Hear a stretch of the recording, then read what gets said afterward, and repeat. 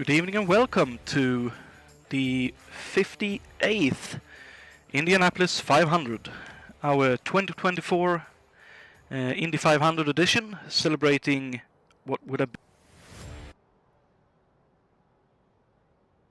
and celebrating what was the 50th year of Indianapolis 500 events, if I remember correctly.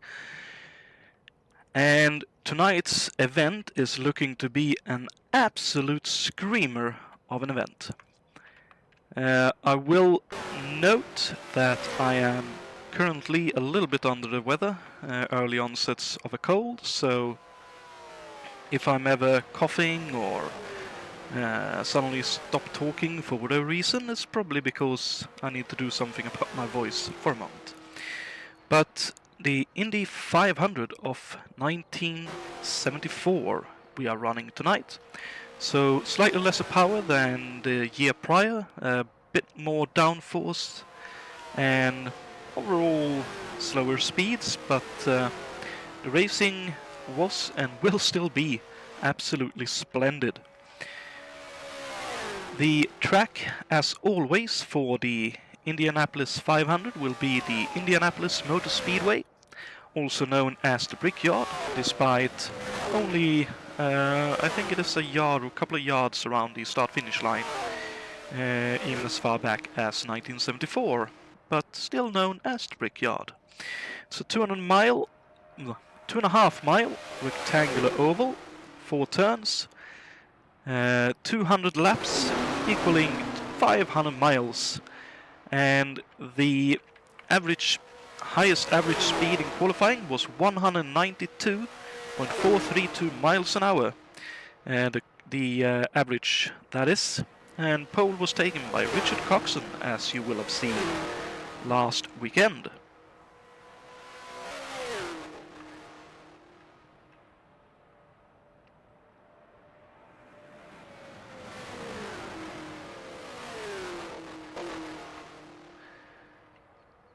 Looking currently at the practice times, it looks like John Tim in the leader card races, Ralph Wilkie, is currently fastest. He is driving the 98 Eagle 74 Offie with Firestone tires. Driven back in the day by Max Mosley, later in fame for being part of the running team for the Formula One circus. Which for the most part went well, but obviously some people were less impressed than others.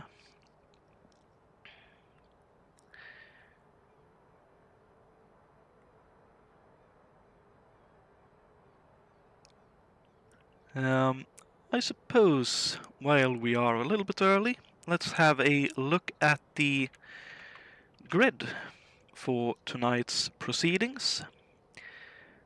So on pole we had Richard Coxon in his McLaren M16C with an Offie engine and Goodyear tires, driven in real life by Gary Bettenhausen.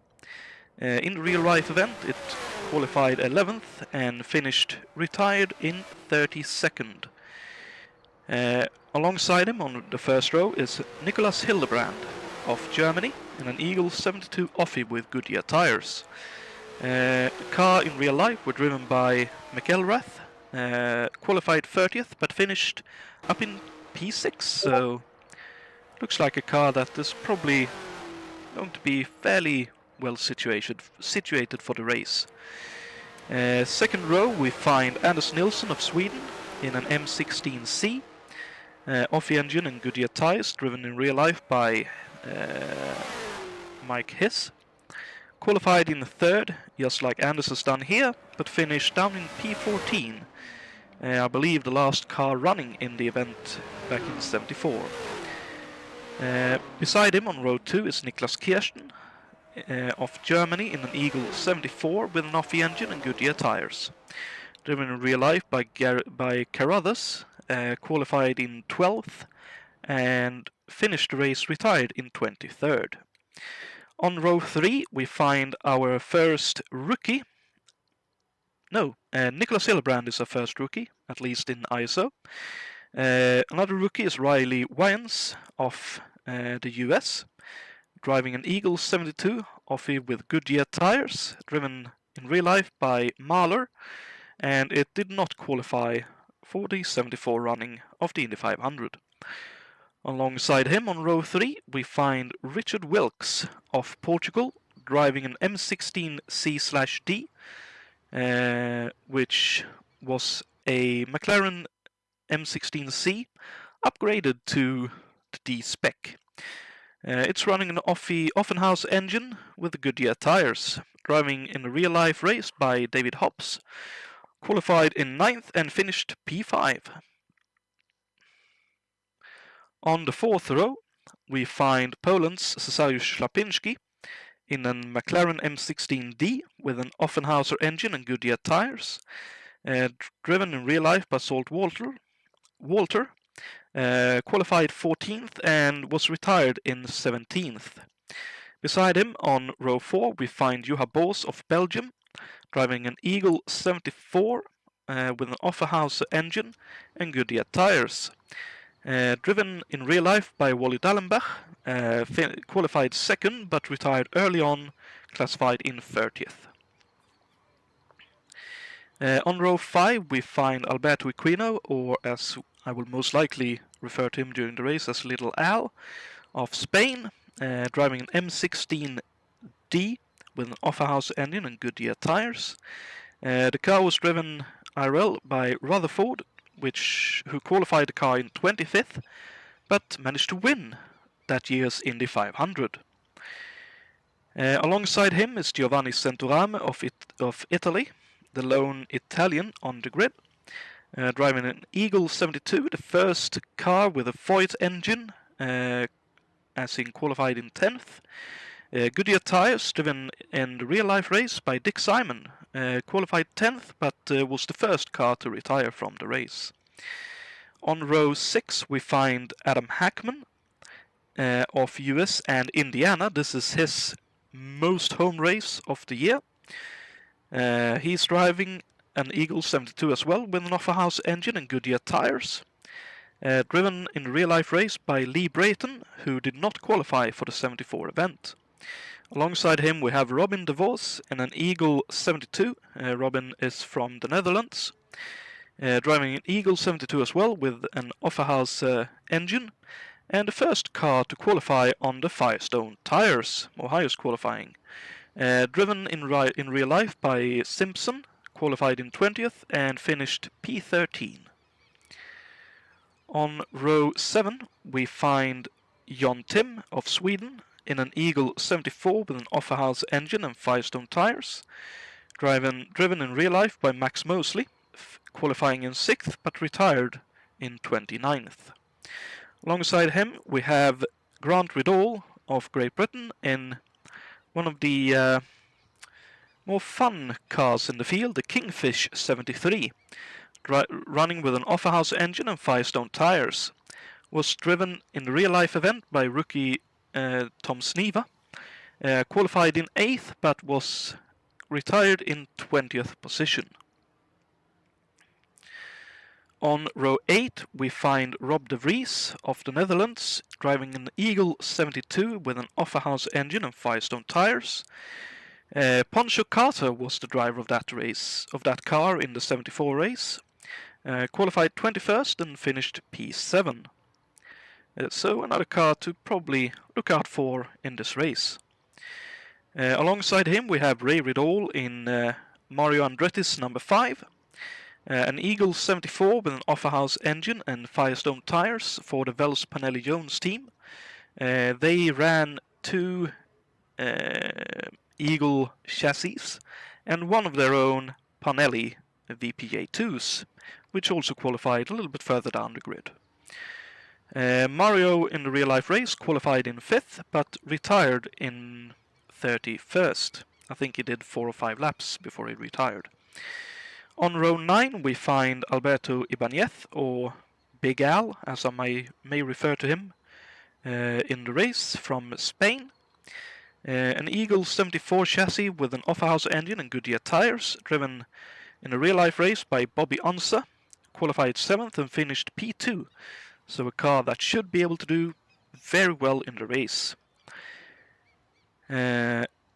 Qualifying beside him on row 9 is AJ Foyt's number 14 in the hands of Dave Miller from Great Britain. It's a Coyote 74 with a Foyt engine and Goodyear tires. Foyt qualified the car in first, but was retired in 15th by the race's end in 74. On row 10 we find Martin Lasina, the lone Czech driver in the field, running an Eagle 74 with an Offerhouse engine and Firestone tires. The car was ran by Al Unser in the 74 event, qualified the car 26th, and was retired in 18th. Beside him we find Jason White of the United States, running in the Eagle 73 with an Offerhouse engine and Goodyear tires, driven in the real life by John Cock, qualified 4th and finished 4th in the race. Row 11 we find August Watering of the US as well, Eagle 74 chassis with an Offerhouse engine and Goodyear tires, driven in real life by Steve Krisiloff, qualified in 15th but retired in 22nd. Beside him we find our lone female driver in the field, Dana Schurer, of the US, driving an M16B McLaren with an Offerhouse engine and Firestone tires. Was driven in real life by Loquester, who was a rookie that year and did not qualify the car. On row 12 we find David Saber in an Eagle 74 chassis. Saber is from the Great Britain. Running an Offerhouse engine and Firestone tires, was driven in the real-life event by Grant, qualified the car in 17th and finished just inside the top 10 in 10th. Should be a very decent car to drive. Beside him we find the oldest car in the field, in the hands of Austin Birchfield of the US. He's driving an Eagle 70 with an Offerhouse engine and Firestone tires. Generally speaking, the numbers behind the Eagles, the Rileys, and most other cars denotes the year that the chassis is from and was put together. So, a 4-year-old car, and he qualified the car on row 12. That is quite impressive. Driven in real life by a Mr. Cannon, qualified the car on the last row, last place, and was retired in 24th. But just bringing that car into the field by either of these two is mighty impressive. On row 13 we find Jakob Fredriksson of Sweden, running an Eagle 72 with a Foyt engine and Goodyear tires. Was driven in real life by Zimmerman, who didn't qualify due to being bumped in that year's event. Beside him we find number 4 in the hands of Jules Bouchard. It's an Eagle 72 with an Offerhouse engine and Goodyear tires.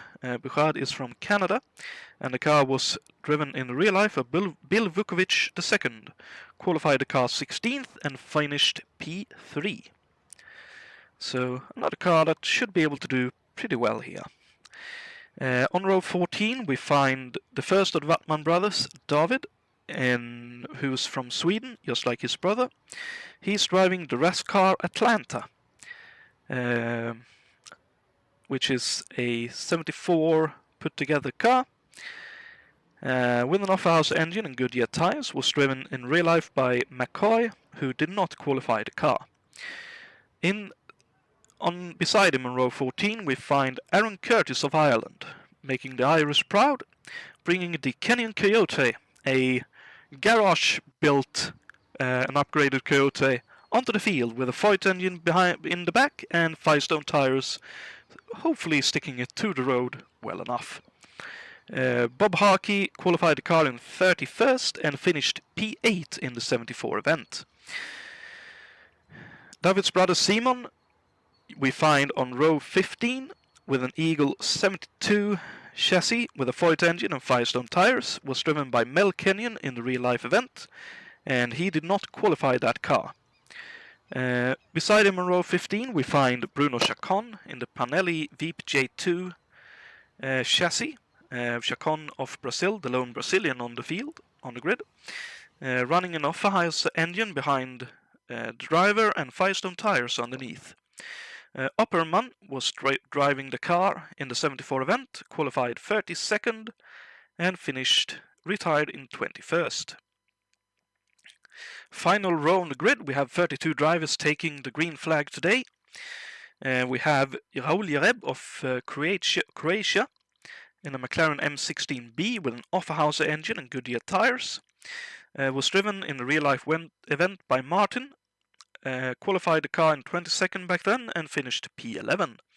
And the final car on the grid is Michael Drexler in the Riley 74 with an off-house engine and Firestone tires.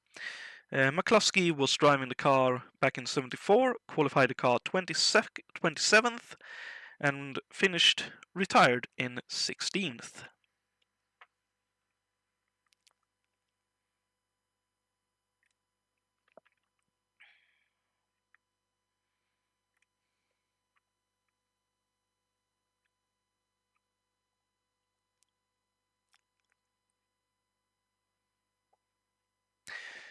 And I will make some changes to what I said earlier.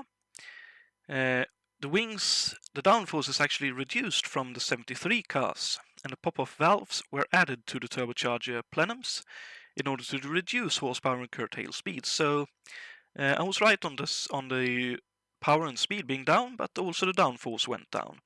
So we will probably see a few more on-the-edge drivings in this event, which should be fun to see.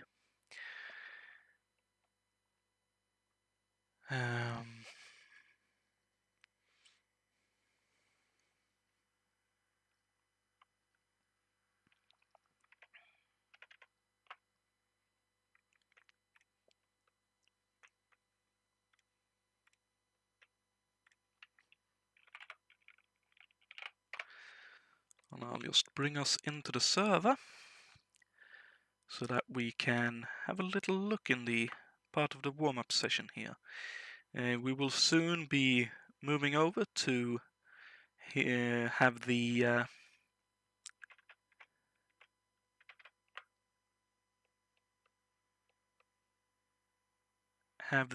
Indiana State Anthem being played for use, as well as Jim Neighbors bringing us back home again in Indiana.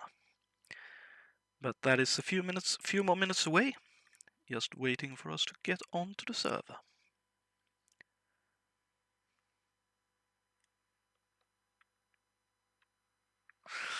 You're right, August. My apologies. In the worst possible way, I've completely made a hash of this. The John Tim car was driven by Mike Mosley, not Max. Shows how much I followed F1 back in the day.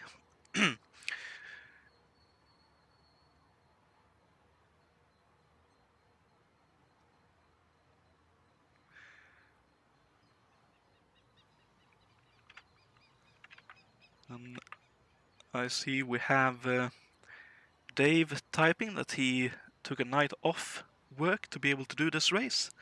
Good stuff. Hope you have a good one. And I have a complete brain fade on the name. Francois will be watching and sharing as well. Good to have you with us. Hope it'll be a good one. We have some briefing in the warm-up going on, but soon enough we will have cars running around the track in the warm-up session, doing some final, I'd assume, full tank runs, just to see what is the car going to do to me.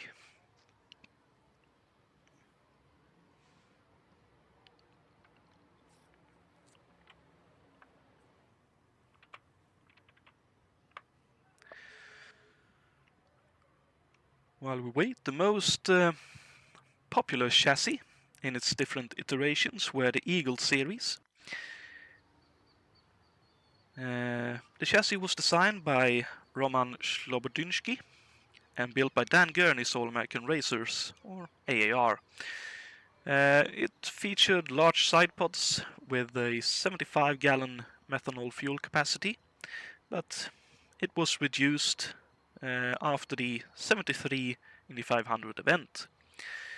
The 72 chassis were further developed into 73 and 74 models. All three variants can be seen in our field today. The chassis was almost always powered by the venerable Offenhauser 4-cylinder, but we can see that a few teams have chosen to go with the Voigt Quad Cam V8 instead. One Eagle that was powered by a completely different engine was Smoky Unix Eagle, which was powered by a Chevrolet stock block engine. Sadly, that car did not make the grid today.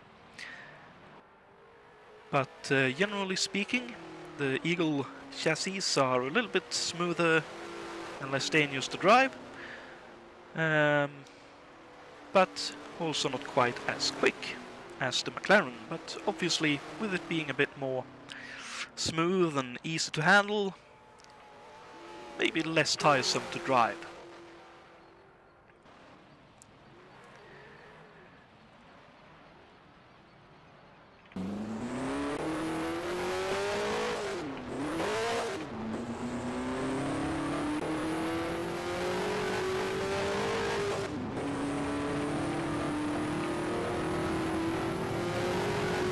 Notice that we have some cars now out on track, so let's get ourselves situated for a lap here. Riding on board with Anders Nilsson and the Roger Penske Racing McLaren M16C.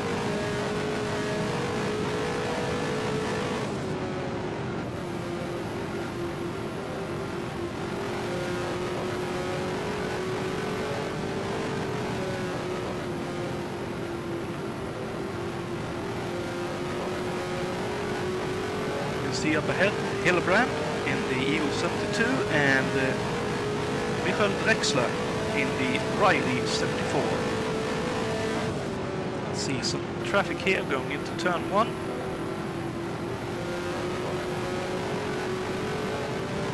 Past that through the chute down to turn 2. Really good run for Nilsson there. Right up behind Drexler, slipstreaming past. Down to what I consider the most difficult corner on the track, turn 3. Difficult to know when to turn in to make this turn feel right, but nicely done by Anders there.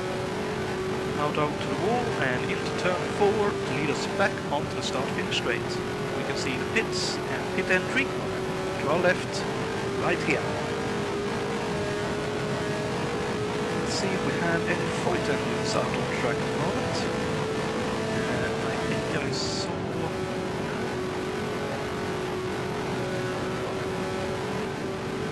Dave Miller out on track, so let's ride on board with Dave Miller so you can just get a bit of a glimpse. Of what the Voigt engine sounds like.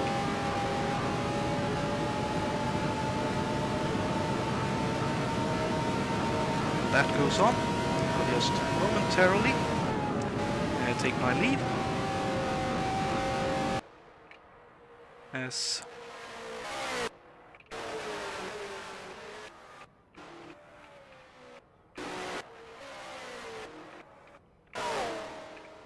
I'll leave you this view, looking down the start-finish straight. I'll be back in just a couple of minutes.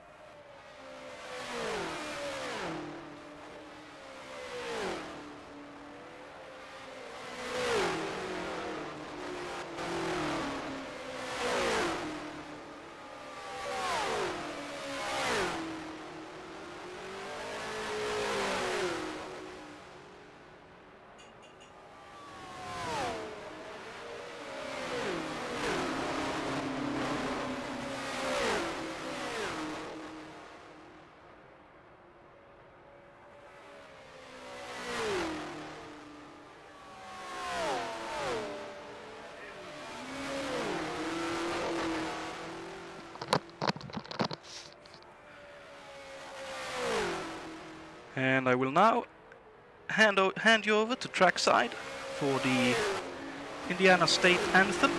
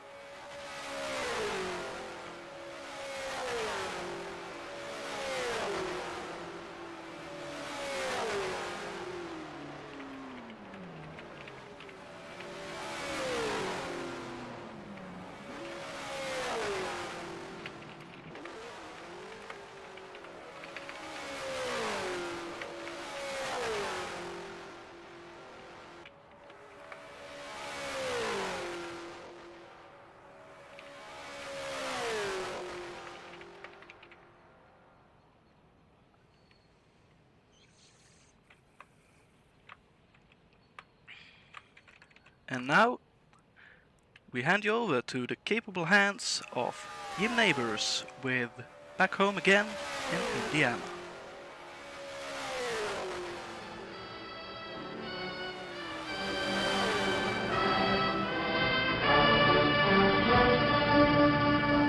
Back home again in Indiana,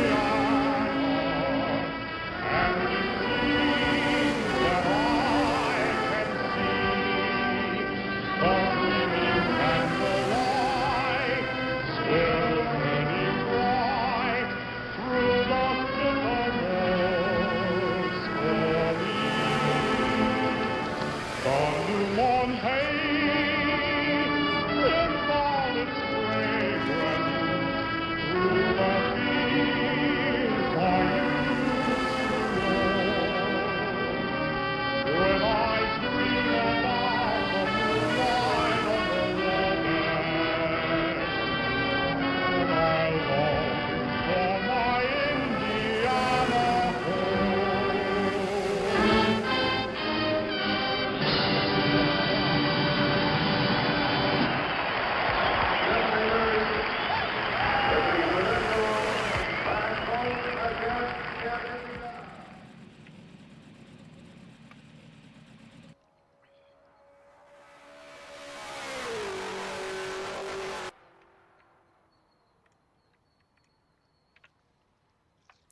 So we are just mere moments away from heading into the race session of this Indy 500 1974 edition. And there is the call sign. We will have a manual safety car this evening, courtesy of Tim Hiller, who sadly are not able to be driving himself, but he will be able to help us as the pace car driver, driving the fabulous Oldsmobile Cutlass Supreme, modeled with utmost beautifulness by our team here at ISO.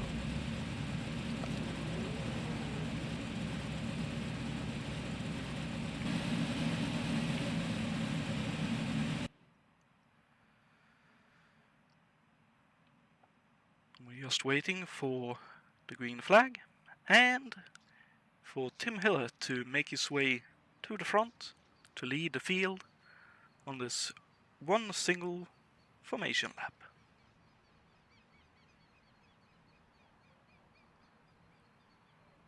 And here he comes, nice and careful. And let's hope everyone is able to get away safely here.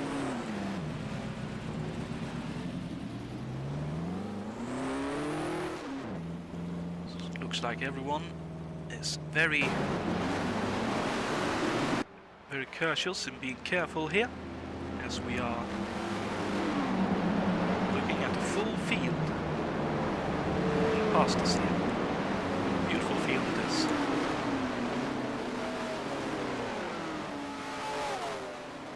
There's the LVT 2 and Riley and Eagle McLaren M16B.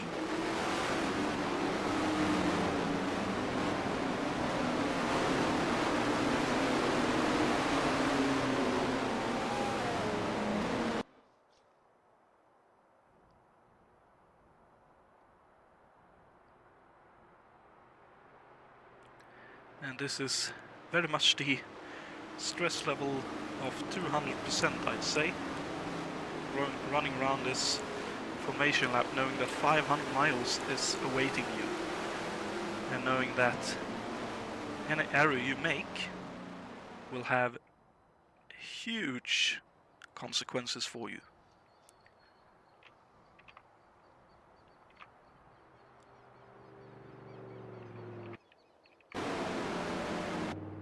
And we can see here, Tim Hiller and the pace car will be entering the pit lane. There he is. We are now just awaiting the green flag.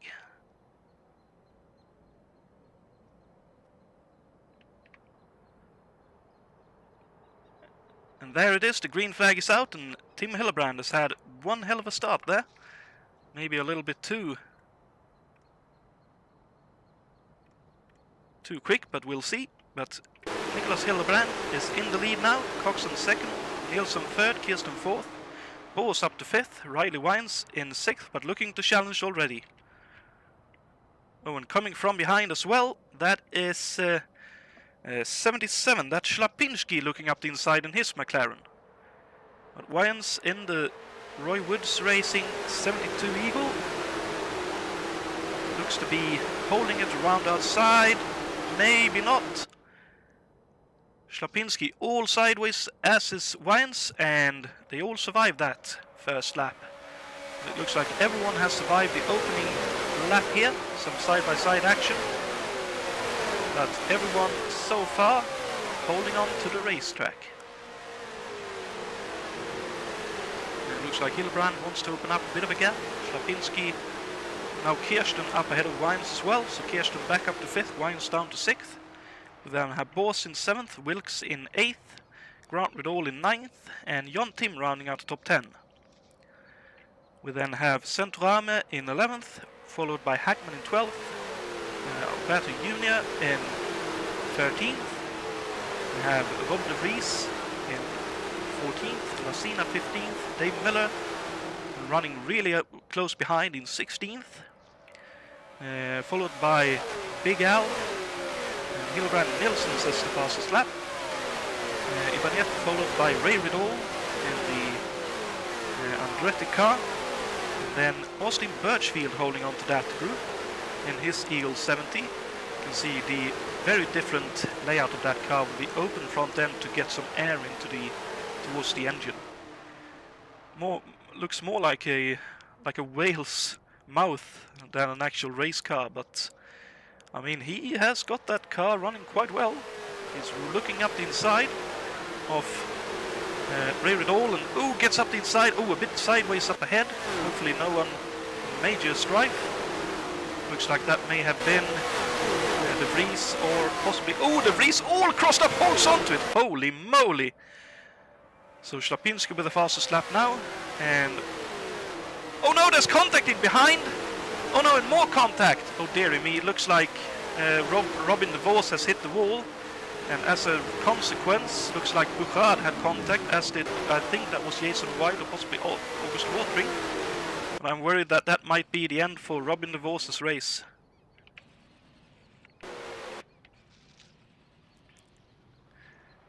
But he may just try to limp that car back to the pits, but that car is not happy at all. Suppose we'll have to wait and see, but that is not looking promising. Up in front it's still Hillebrand followed by Nilsson. Actually Nilsson now trailing, Coxon down to third. Will be down to fourth in a moment, because there goes Schlapinski in the McLaren. Up to third. Wines in fifth, Horse in sixth. Wilkes in seventh, John Tim in eighth. Grant Riddle in ninth, and Kirsten back to 10th. Hackman and Central still following with Equino and Miller, De Vries, Lazina, Ibanez, Birchfield in 18th now. So Birchfield lost out in that whole kerfuffle, unfortunately.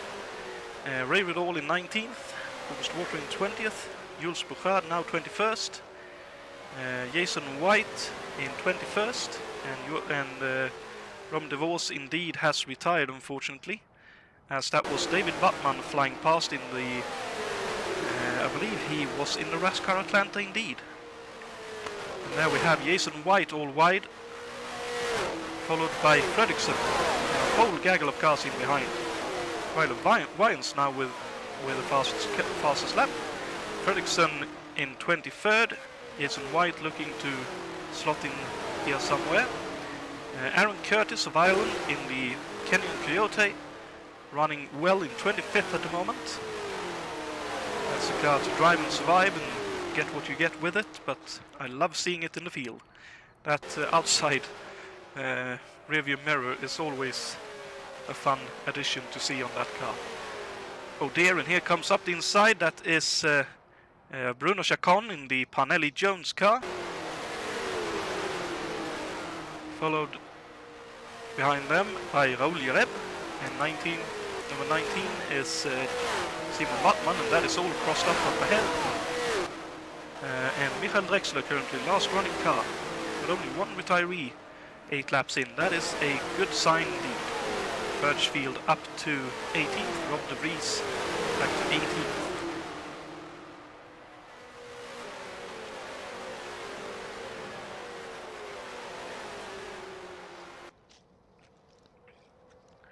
Winds up to 4th, past Coxon, Horse still holding on in 6th. And up ahead it's now a 3-car train, with Nilsson looking to get the slipstream, it looks like, and Slapinski does the fastest lap in the Saltwater McLaren. When Nilsson now looking up the inside at turn 2. Hillebrand trying to hold on around the outside. I don't think he'll be able to do it. Oh, cutting it close and fine, and here comes Slapinski as well, as both of them have held each other up towards the exit of turn 2. Oh, and Nilsson cutting down a little bit on Slapinski, and Nilsson takes the lead. Hillebrand down to 2nd, Slapinski still in 3rd.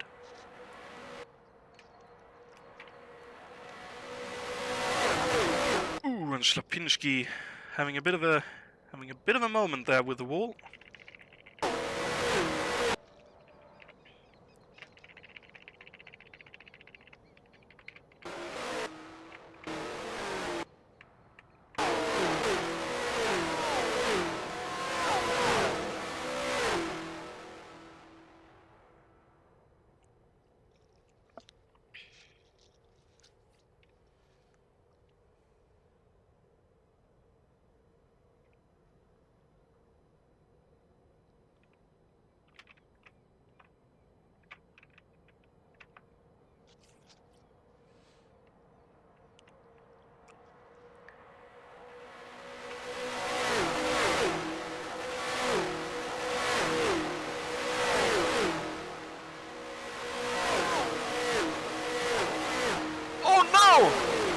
the wall. Hard in the wall as well. Oh dearie me, off on the infield as well. That's probably a retirement for him. That's so unfortunate. Yep, that's the engine gone as well. So unfortunately, Dave Miller, oh, it got slowly loose. He tried to correct, but overcorrected it. And hard off into the both inside and outside walls he went. It's so unfortunate for Dave. Really feel for him as the engine goes, as he tries to get back going. Well, he gave it a well and red hot go to start off, but unfortunately didn't last very long. So with that we have two retirees, Lapinski up to second with Hildebrand back to third. Riley Wines up in fourth. Coxon still in fifth now, Borstin in sixth, Jon Tim in seventh. Wilkes in eighth, Adam Hackman up to ninth, and Centorame up to 10th. But he is closely shadowed by Grant Riddall and Alberto Quino. Looks like Alberto wants to challenge for that position. And actually challenging for the 10th position as well. There's contact. Oh no, he spins. No. Oh, just barely, just glances the wall. Maybe the car is all right. Holy moly, that was close. Oh, he has a puncture though. Oh, careful into the pits now. Good thing he noticed. So nice and slow, nice and careful. Brings the car onto pit lane. Let's just see if he's able to get the car stopped with that puncture. That could turn it into a very unpleasant car to get stopped. Yep, it is taking some time to stop. But he looks to have been able to get it into his pit stall. So hopefully, car will be fixed. And we will see Little Al back out on track in that McLaren.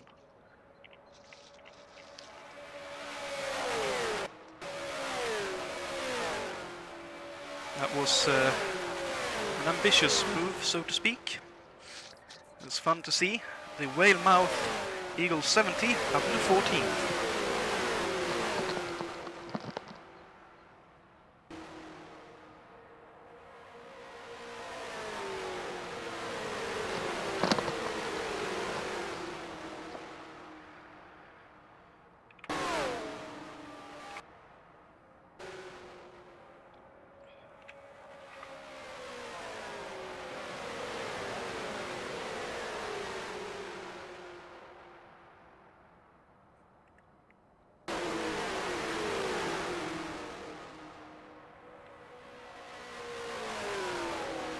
I'm sorry to hear that, Rob. That's unfortunate. And I noticed, did we have a... No, that would have been the pace car we had. Yes. Grant Riddall here now, still challenging Alberto for 12th.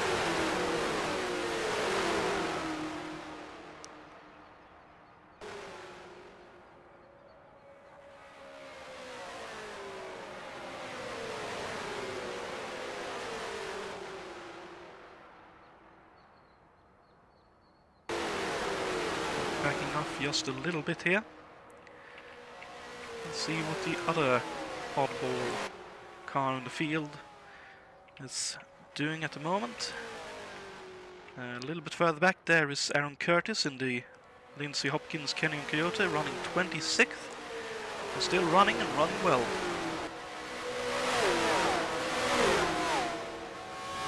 Clearly showing he can drive on oval tracks. That is a nice four-wheel drift. Nice to see that car in the field. Oh no, off in the wall. Who's that? That's Jules Bouchard. Whatever happened to Jules? Oh, looks like that happened off the final turn. Let's jump board with the Canadian here. Looks like it just understeered and understeered. Sadly, that brought him to the wall, and it looks like he has some damage to repair. It's unfortunate, but that's what can happen. When a battle here between Watering and Ray Riddall. Watering gets past Ray.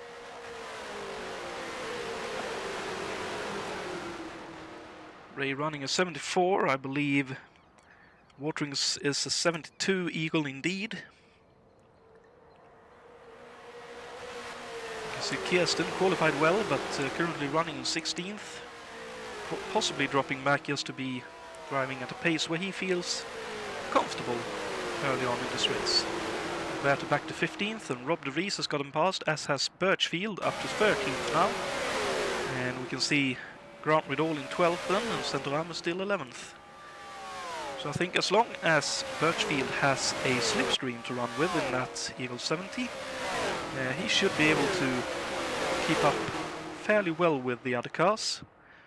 Problem being, obviously, when he doesn't have a slipstream, that car, I think, is a bit too unaerodynamic to have the out-and-out speed of the other cars.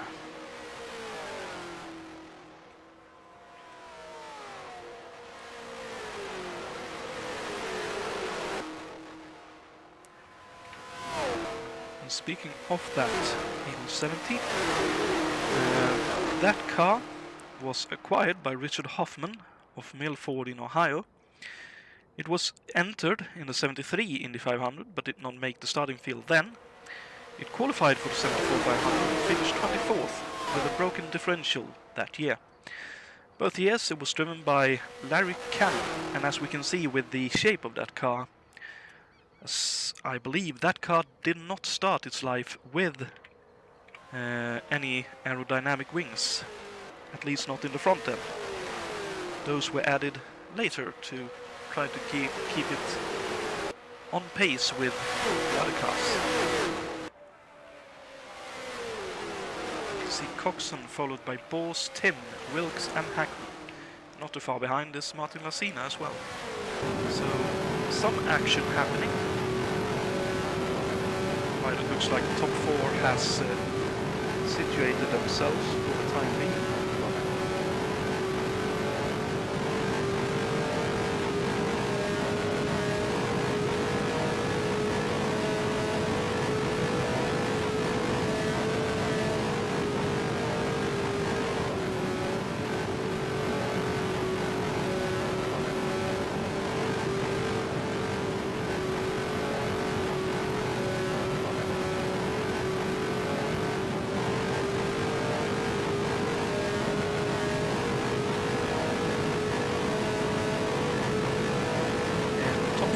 Car at the moment is Centorama in the north.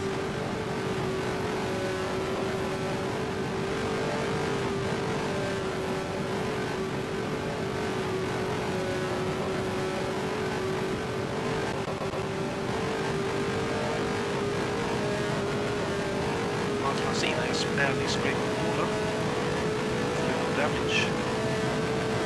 So he is looking ahead at the trying to get on the coattail of that slipstream, possibly save some fuel running with that.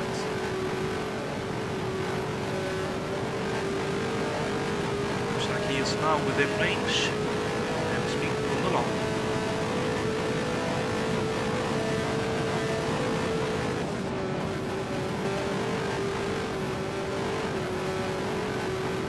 You can see all the different lines that is from trying to get a clean bit of air for the front downforce and rear downforce, just to help you, whatever help you can to get through the turns as well as you can. This will be telltale. It looks like Martin is indeed happy to sit behind and have a bit of a look. Ooh, as Hackman touches the... Ooh, as Lacina got sideways as well. Hackman touched the apron. That can be very dangerous. It has a somewhat high propensity to put your car very sideways.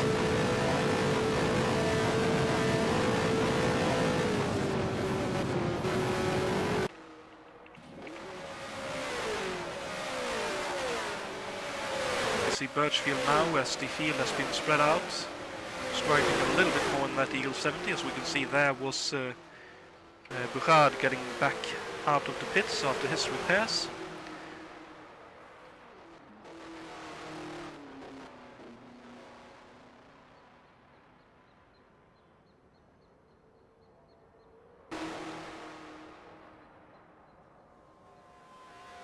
So back to 17th, and can't help but think that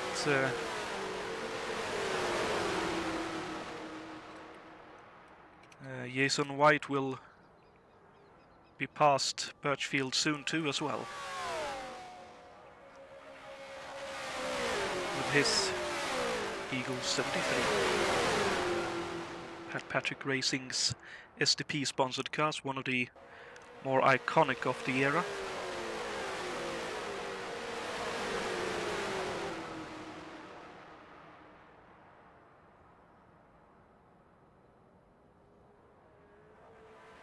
Jason actually struggling more than I'd anticipate to get by.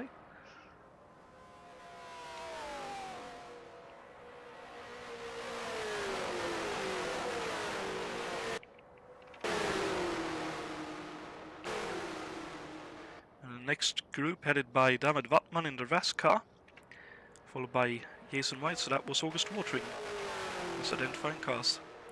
So David Wattman, followed by Jason White, Raoul Jared, Jakob Fredriksson, and Simon Wattman, and Bruno Chacon, and Aaron Curtis just trying to hold on to that group of cars if he can. That foil-powered Canyon Toyota.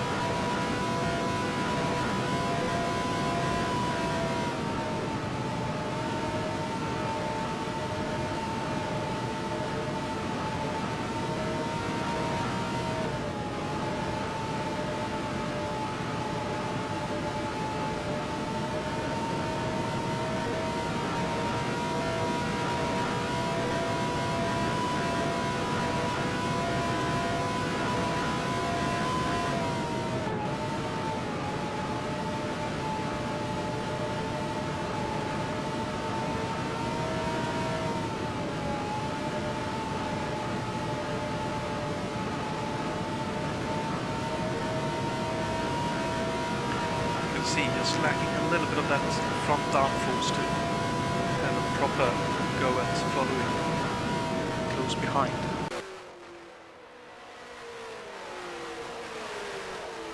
The Canyon Toyota was a 1970 Toyota. It was acquired by Don and Mel Canyon, father and son, after Mel's Kusma chassis was wrecked in the 1971 Indy 500. It was then modified over the years by Don Canyon with help from Eldon Rasmussen of RASCAR fame. Although not a particularly fast car, did have some measure of success. In this year's Indy 500, when it was driven by Bob Harkey, it finished 8th. It was the highest placed Foyt powered car that year, and the car was sponsored by the Peru Circus, based in the town of Peru, Indiana.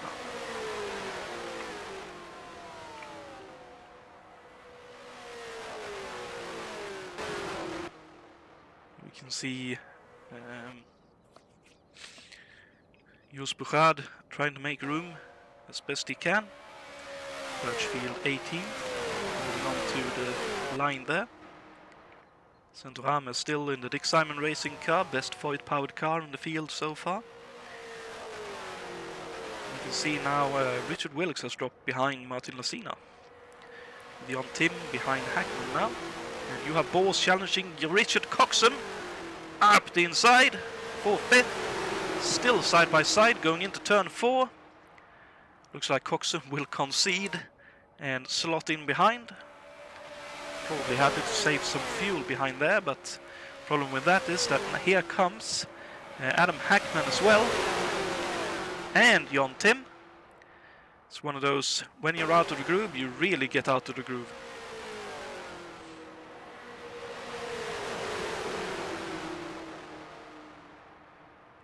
It's a bit like being the second or third car in a gravel rally stage. because even when you run on gravel in rally, so it looks Coxon may even be experiencing some issues here. Dropping way back now. The first car runs on what is effectively ball bearings on most gravel stages, which is like top layer of gravel that just ends up there as weather and wind and all kinds of stuff gets in the way. And we can see there a pit stopper. That's Martin Lassina, very early stop. Well, very early, but an early stop, lap 29. That is just a tad bit early. Aaron Curtis in as well, as is Centorame and Rob de Vries. And Grant Riddall in. There goes Schlapinski. No, yeah, that was Schlapinski. And here's Birchfield. So quite a few cars. Riley Wines as well, Hillebrand. Martin Lassina, Centorame, we saw Grant. As well as Centorame, we could see another one leaving the pits there. Birchfield still waiting. Possibly some repairs being done to that car. Oh no, I think he may have just slightly stalled there, but he gets going. David Wattman and Simon Wattman, both brothers in. Lap 30 for them. So just a tad early, I'd say, for a few. Lap 20... I'd say lap 30, lap 31 is what you really want. Coxon in now on lap 31. Start of lap 31 for him. You have Bors as well. Out first is Kirsten, still doing another lap. Impressive. Anders Nilsson looks to be doing another lap as well, unless he pitted a little bit early. I didn't quite catch that. Coxon and Bors out. Here comes a couple of others. Bors, there's Wilkes. Out ahead of Bors. Here comes Jason White as well. Wilkes. And Lassina. We got Tim coming out of the pits. Adam Hackman. August Watering. Alberto Senior. Centorame. And Grant. Oh no, Ray Riddall with... Whatever happened here? What? Oh, we had to sneak past Alberto's car. Okay, so you had to sneak past Alberto's car. Alberto just barely gets out without touching. Whatever happened then? Oh, he got stuck. Got stuck on the wall. What in heaven is... Oh, so he has to reverse. He has to wait for other cars as Kirsten came in. Oh, and a full-on Austin Powers 110 turn to get back going. Oh dear me! He just now gets going in that Eagle 74. Oh my God! What a horrendous set of circumstances for his pit stop here. Oh, and struggling to stay below the yellow line as well.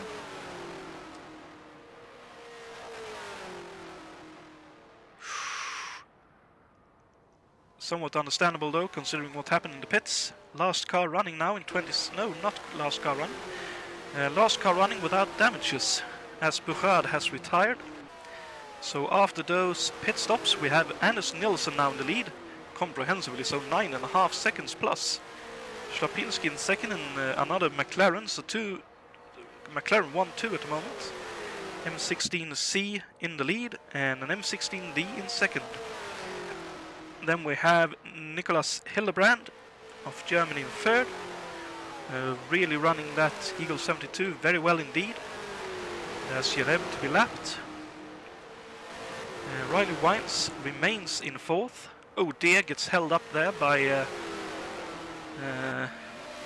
to identify the car. That is the 51, I think. So that's...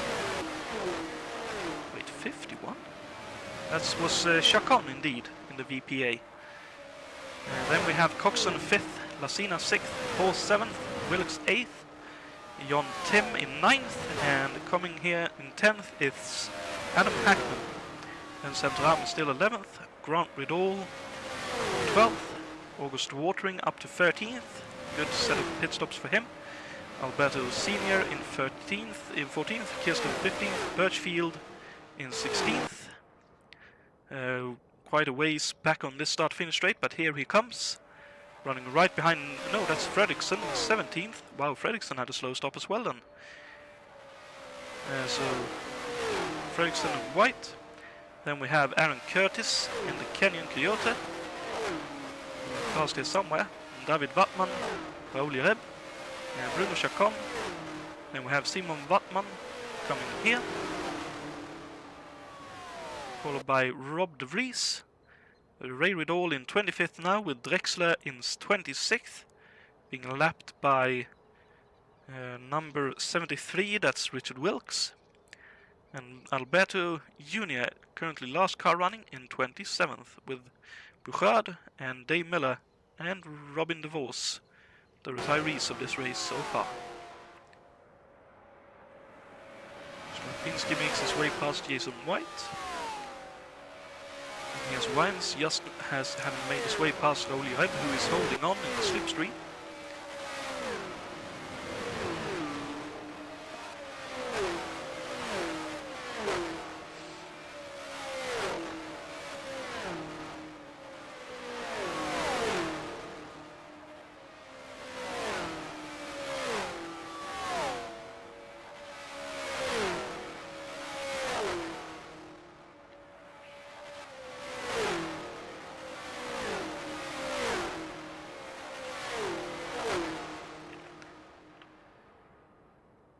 And speaking of the, what I suppose we could call the second most popular chassis in the field, the McLaren M16 series. M16 was designed by Gordon Cuppock and consists of several variants in 74. We in the field can see the 16B, the C, the CD and the D variants. The lone D variant in the race was England's David Hobbs, in our race driven by Richard Wilkes. One of the more notable innovations on the D was the move of the turbocharger further forward, just above and between the engine and the transmission. This yielded two advantages really: better weight distribution. As compared to most of the other cars, where the turbocharger is hanging off the back of the engine, this one is obviously between, like in front of the engine effectively, and a shorter run of the pressurized air, which in theory reduced turbo lag. All the McLarens were running the Offenhauser engine.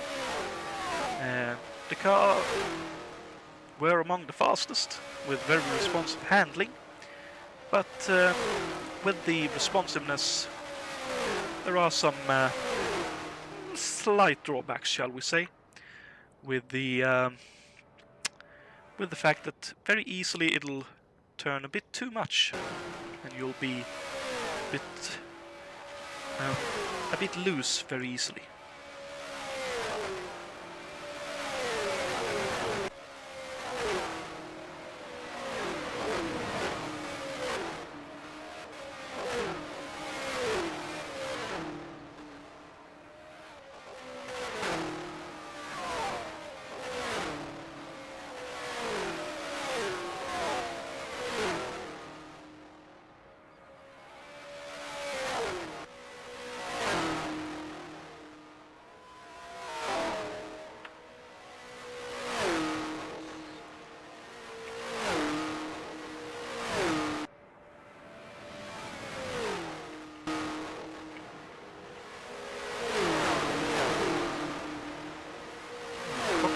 Followed once again.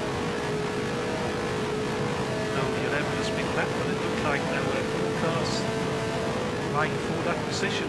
There is Lassina just behind Jereb there. I believe that is Jon Tim as well. Still a little bit further behind.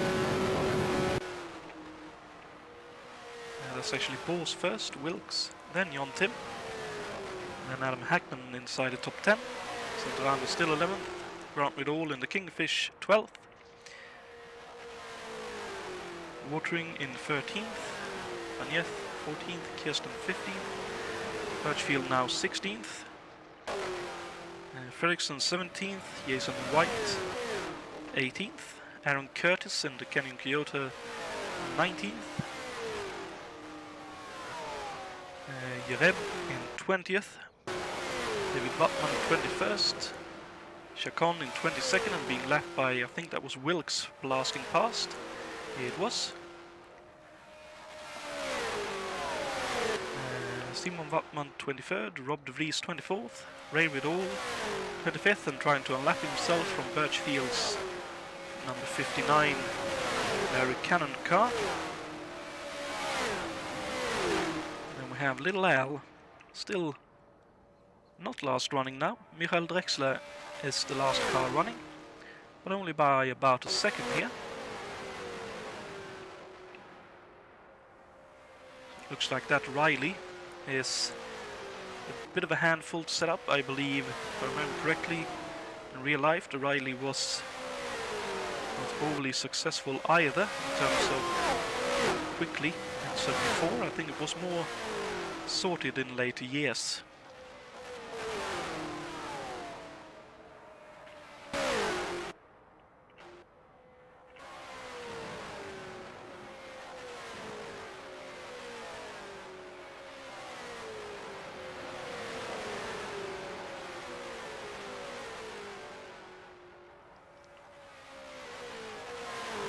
Paulson and Wilkes ran close together, but lappings giveth and lappings taketh away.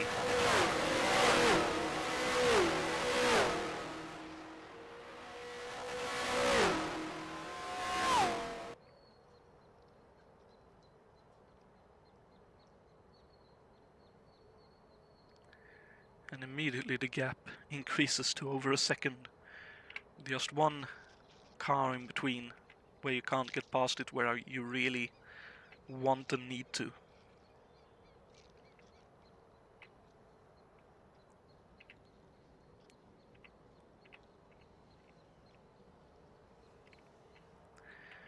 That is still the closest battle in the race at the moment. That between Wilkes and Bose. And John Tim not too far behind either.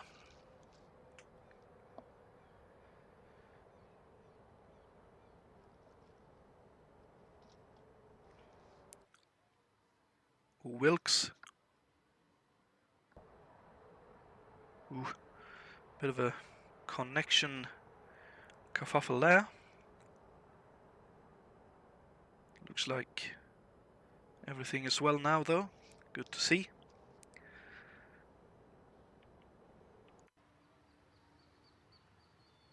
Oh, looks like... I wonder if that's on my end.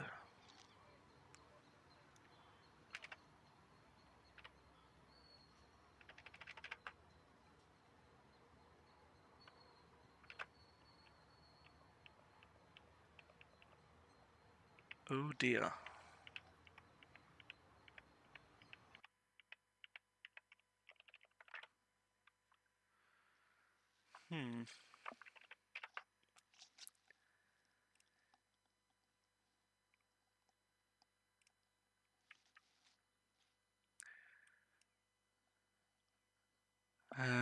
I'll let you know things when I know. We'll be back, hopefully very shortly.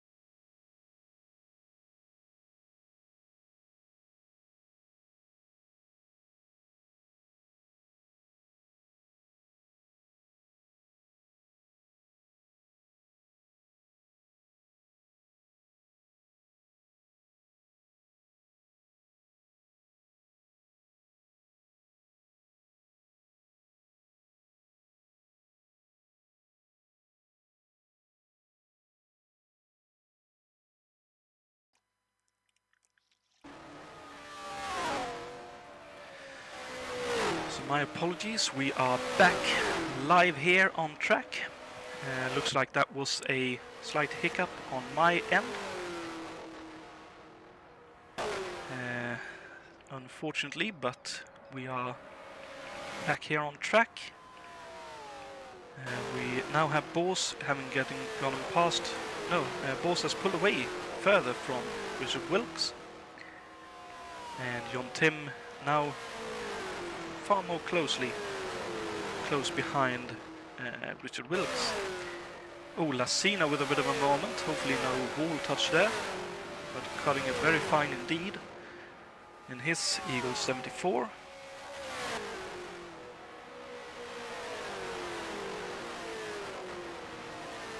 Coxon in 8th sets the fastest lap of the race so far. No, Wilkes that would have been. Huh. Wenz still in 4th, Hillebrand still 3rd, Lapinski still 2nd, and Anders Nilsson still in 1st. Unfortunately for us, we won't get any time differences between the cars now, due to me dropping from the server, but hopefully we'll be able to follow it. All good, no problems for the foreseeable rest of the race. As Coxon now does the fastest lap, 48.354. Just a notch quicker than what Wilkes did a few moments ago. Let's see, Fredriksson 17th, White in 18th now. Aaron Curtis in 19th in that Lindsay Hopkins car. Brun Chacon, the lone VPJ2 Parnelli chassis, in 20th. David Wattman in the Rascar 21st. His brother Simon in 22nd. Rob de Vries 23rd. Ray Riddle 24th. He is not in that car that it's showing. He is in the Eagle 74 of the Vels Parnelli car. I'm getting a little bit flustered.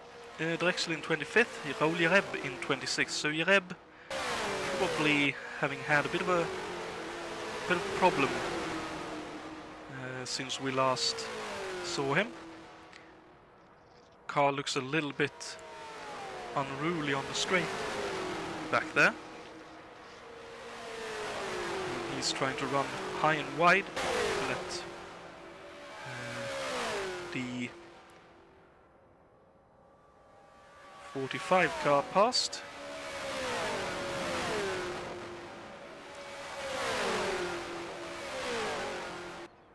At least it looked like a 45. As Coxon again sets the fastest lap. I was told that Owen Bors now with the fastest lap. I was told that Coxon is probably the one to look out for the most in this race. And it looks like that is indeed the case, as he is now right up behind Riley Wines in that Eagle 72.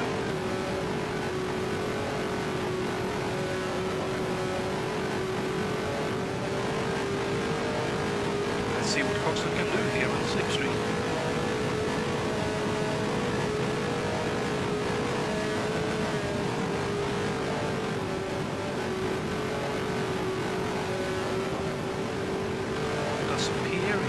Happy to remain behind for now.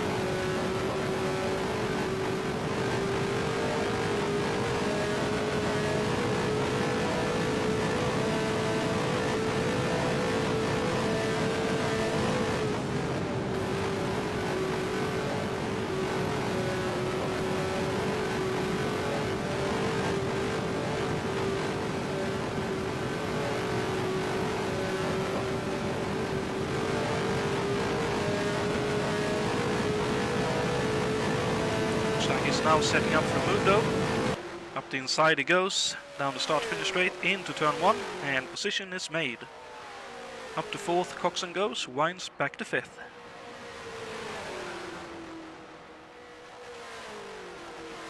Wines all sideways going through turn 2 there.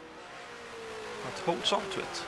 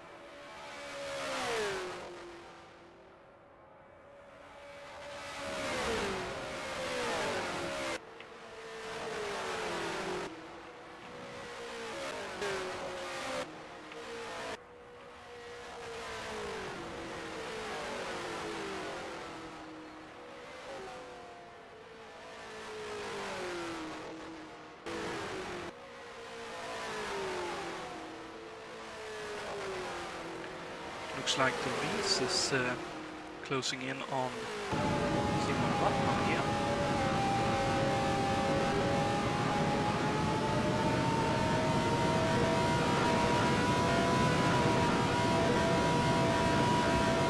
Yeah, that fourth engine working for all that it's worth.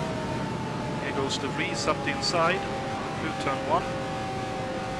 Simon leaving all the room, maybe a bit more. That's Little Al unlapping himself as well. So Wattman back to 22nd with the Vries up to 23rd. Oh dear, looks like Jereb has retired.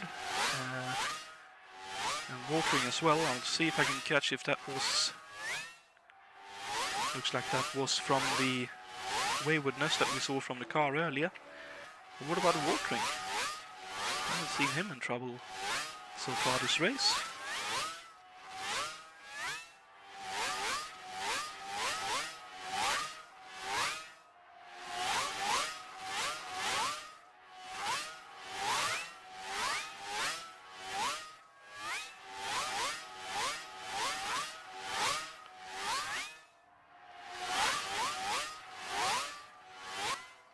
Oh, here it is. Happened a while ago. Let's see, going through. Oh, just ran a bit too wide, too fast through turn 3. Oh, and a good avoidance by someone there. Unfortunately, watering, having slapped the wall, suspension damage, spins, hits the wall again, and that's all she wrote. But good avoidance by whoever that was that avoided it. Looks like second pit stops is going on here, and Curtis comes back out in 23rd. So let's move towards the front of the field. Oh, looks like someone had a Schlapinski maybe, or possibly Centurame trying to get into a pit stall there. See Wines into the pits, Coxon continuing for a lap. Hillebrand coming in, oh really tight. Coxon continuing indeed, Hillebrand in, Nilsson was in earlier we saw. Oh, looks like Nilsson is first out. Those who stop now.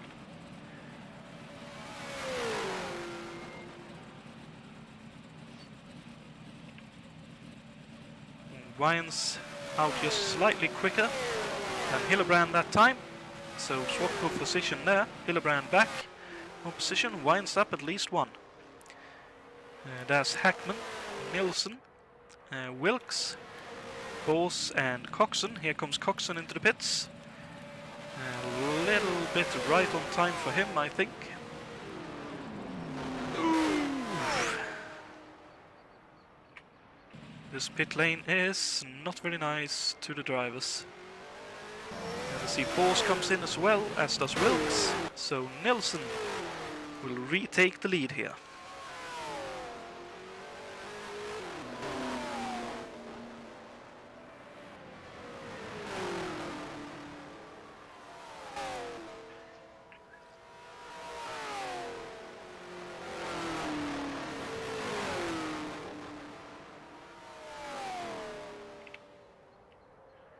Here is Coxon, on the grass, making his way out of the pits. Running a bit wide there. Let's see. Kirsten coming, and that'll be very tight indeed. Wines and Hillebrand behind. Let's see what Kirsten can do. I believe he may have a pit stop yet to do, though. Oh, Coxon wide. Kirsten up inside. Takes the position away. But Nilsson with a comprehensive lead. With here Kirsten, Coxon, Wines and Hillebrand. And Wines very, very sideways. Running in behind Birchfield there, making way, and looks like Hillebrand is taking that position away again. So Hillebrand back up to 4th, Wines back to 5th. Coxon still in 3rd with Kirsten up ahead now, and Nilsson in 1st. So losing out during those pit stops, Bors in 6th, Wilkes in 7th, Lassina in 8th, Jakob Fredriksson in the pits now. Here comes Hackman in 9th. Jon Tim will hold on to a top 10 position. Here comes Jason White as well. Centorame is still in 11th.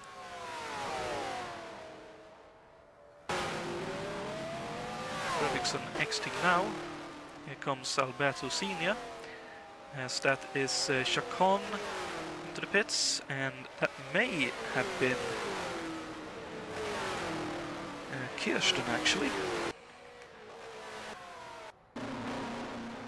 It was. So Kirsten indeed had a pit stop left to do, so Nilsson in the lead now with the M16C.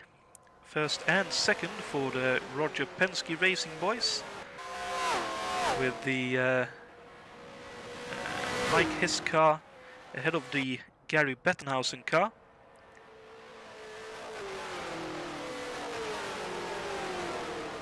And we have Fred Gerhardt car, which was driven by McElrath in real life, and 4th for the Mahler car, which didn't qualify. Willis up to 5th, haven't got a past Bors.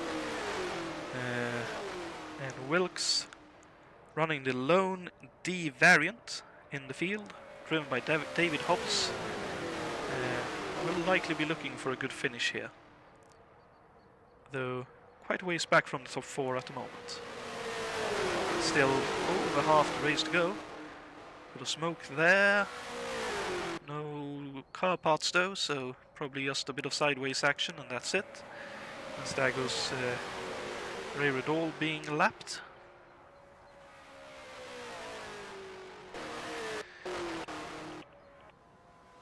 Let's see what else happened in the top side of the field.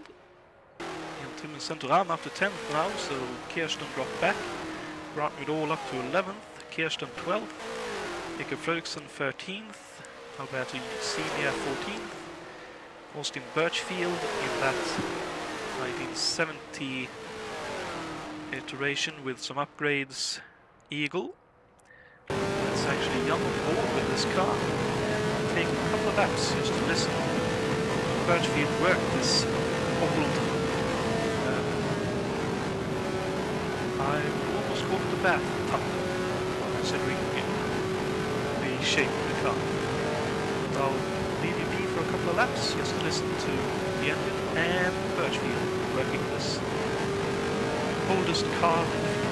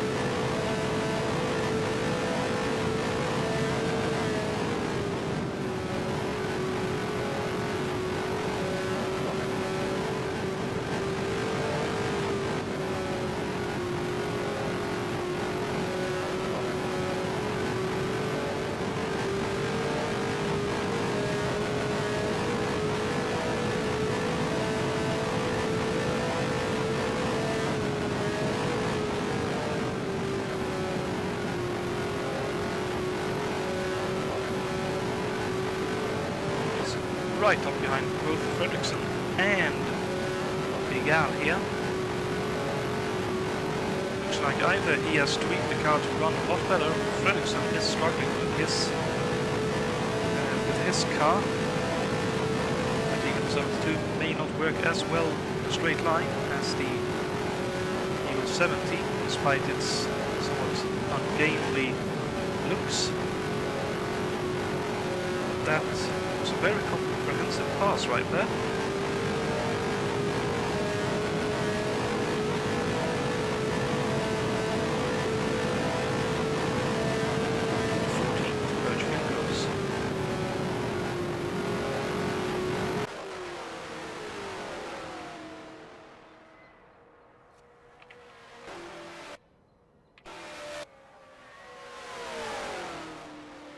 Here comes Lucy, my broadcast assistant.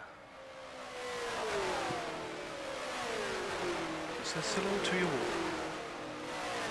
For those of you who haven't watched the broadcast where I've been broadcasting before, Lucy, my broadcast assistant, is a cat. Very talkative, especially now during the summer, or early part of the summer. She is quite interested in most things.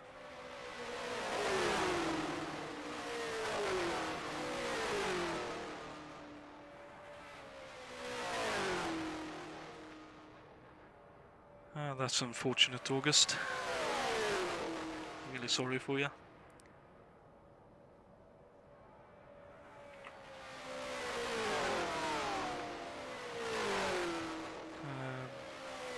But looking at some of the cars that we haven't seen that much of. Unfortunately, the car retired early in the hands of Dave Miller, but the Coyote 74. The car was an evolution of the 73 car that was designed by Bob Riley. The 74 edition featured lower radiator inlets, turbocharger plenums that were moved up and out of the airstream.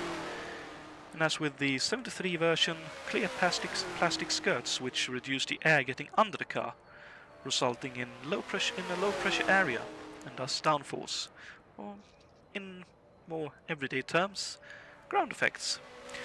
The 77 version of this car powered AJ to his 4th Indy 500 win, which would have been 3 years after this event took place.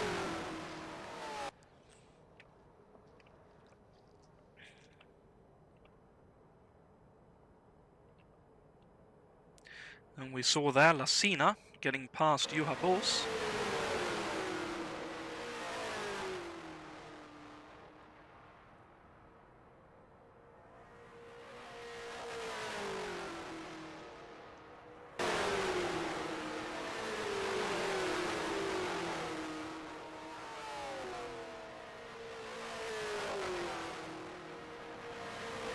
Looks like Lassina is up to speed as well.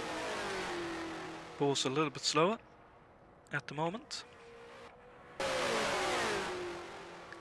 And Wilkes having pulled away from both of them in his M16D. Wayne still in 4th, Hillebrand still in 3rd, and Coxon still in 2nd. 48.0 fastest lap for Nelson. Looks like that is probably the fastest lap of the race so far. And he has pretty much the whole last 2 turns gap to Coxon here, which I think would equate to roughly, let's say, some 15 seconds or so. It's quite a lead, to say the least.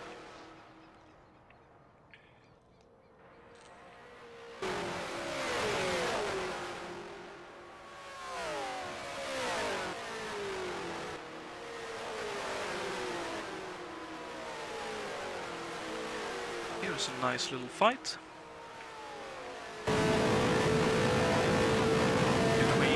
well, Chacon has second place Coxon right behind him, so he is in a bit of a pickle here because he probably wants to let Coxon by at some point. The problem is he can't let himself be held up too much because right behind him here you can see the Irishman Aaron Curtis,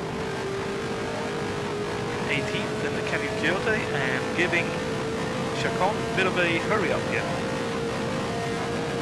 Look at that straight line speed of the VPA. Absolute rocket ship with a straight line.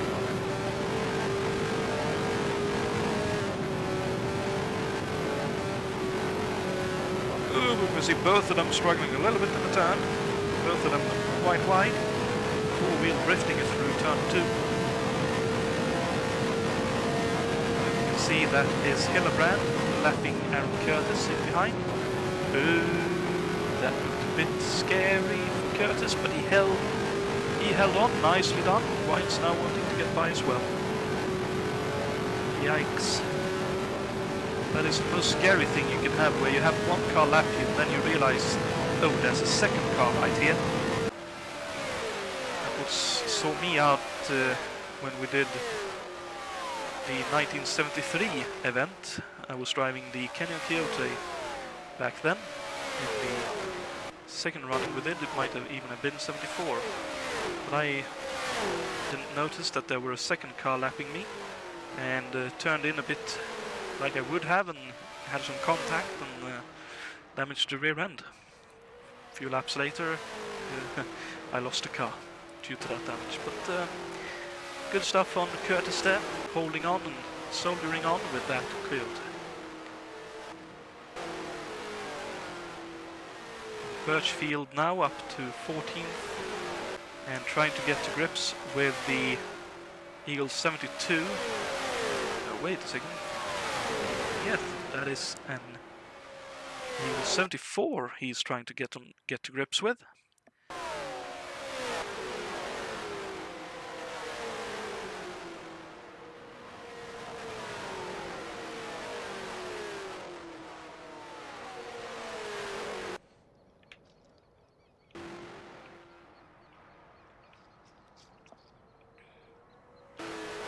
Horse and Asina still running together, and looks like, apart from those two, the closest quote-unquote fight is between Hildebrand and Wyans, who I believe are working together here to try and go as quickly as they can.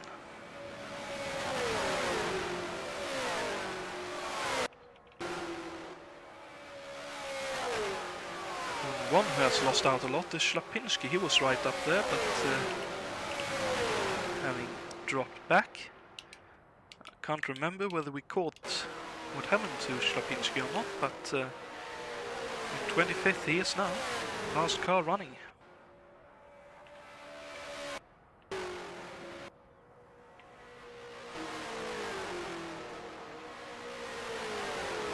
Rob de Vries with Pagnetta lapping him, trying to get to grips with Aaron Curtis, who has dropped back a little bit from Chacon, and Rob de Vries in that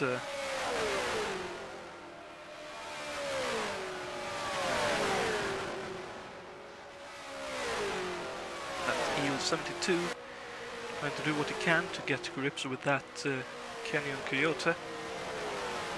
Looks like he has definitely closed up. Probably going to be just a matter of time till he is able to get past, if he so desires. He is indeed looking for it, as up ahead I think that was a I'm going for the pits, but there goes the Vries on Curtis. The Vries up to 18th, Curtis down to 19th.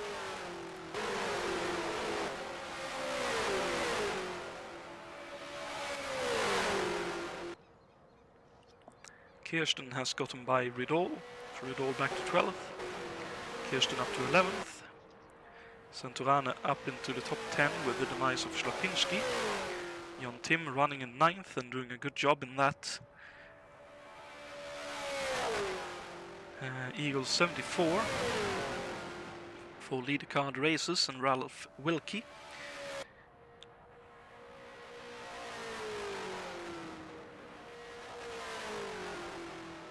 Hackman in 8th, Gabos still 7th, with Lucina a little bit ahead in 6th, Wilkes in 5th, with Birchfield ahead of him by the looks of things. Yep, and Wyans and Hillebrand still running together. Coxon still trying to get to grips with Nilsson here, and it looks like the gap is pretty much the whole back straight, a little bit more actually. So I think Nilsson has just slightly extended his lead here in the last 10 laps or so.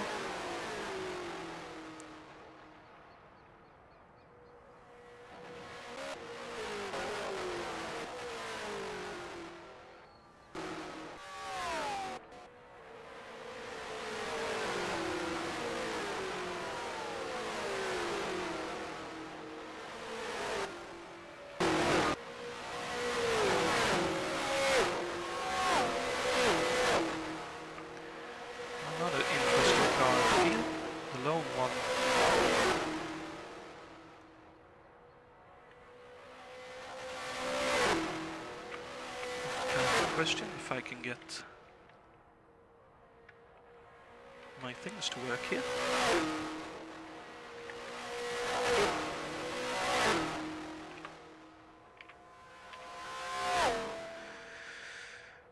Give me just a second here, I have some hardware technical issues.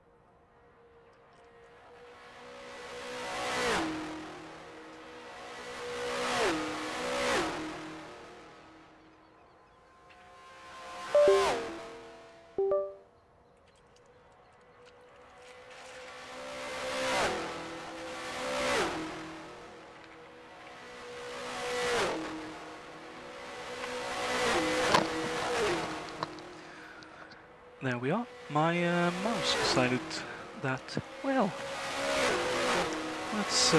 let's do a race thing and not work. But it's now working. The car we were looking at just before we got to the static shot, the Panelli VPJ2, designed by Maurice Philippe.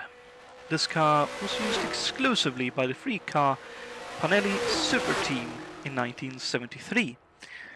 By 74, Panelli had decided to field customer Eagles instead, but one VP82 was qualified for the 500 by rookie Jan Opperman.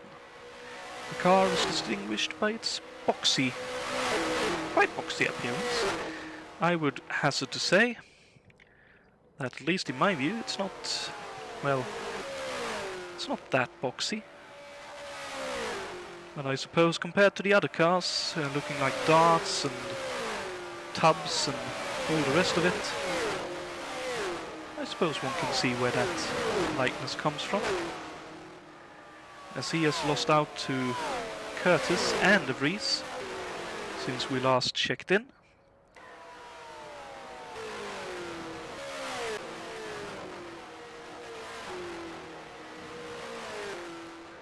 And Nilsson still in the lead.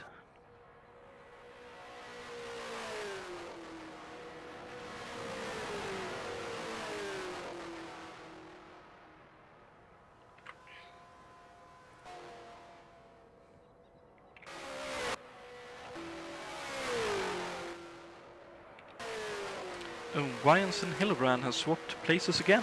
Now Wyans ahead of Hillebrand. And fastest lap of the race for Schlapinski, showing that was it not for issues out of my control, I'd assume I'd be up there too. And Bors has gotten back past Lasina. And Hackman's in 8th, Tim still 9th, and Centorame in the best positioned Voigt car at the moment, still in 10th.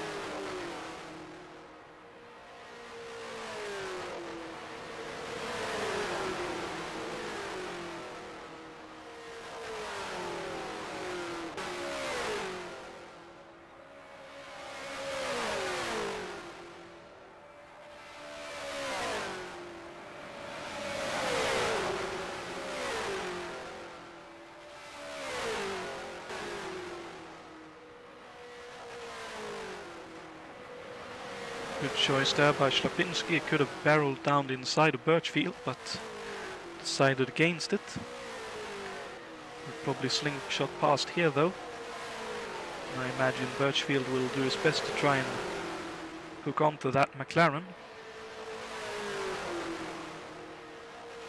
So that is probably a bit of a long shot. And Kirsten with the fastest lap, 47.951. Quite impressive by the fourth placed qualifier. And looks like that may have been his in-lap as well. We'll start an in-lap. As we have quite a few pit stops starting now. That is quite early for many of them. Lassina is very early indeed. With a lap 87, that is very early indeed. Rob de Vries is in, Simon Wattman in as well. And Nilsson in lap 88, that sounds very early for him, but if he knows that this will work for him, then all good on him. We can see Centovame in as well. Oh dear me, no! Contact between, is that Hillebrand and... Was that Hillebrand and Wines, I think? Oh dearie me! Another close call in the pits there. That was for one of the cars, and Wines trying to get the car turned right again.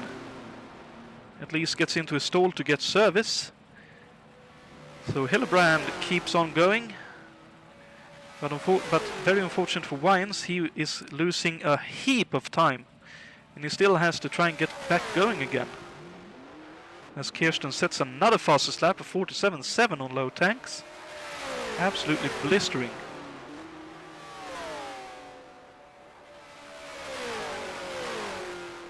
And Wines has damage to repair as well from that contact. Dearie me, that is losing him a heap of time. Coxon now into the pits as well. And unfortunately for Wines, that's his shot at going for the win here tonight. Very unfortunate for the man qualifying in 5th in the race. But that's how fine the line is between success and failure. And right in behind Coxon here is Wilkes. Wilkes with a blistering pit stop.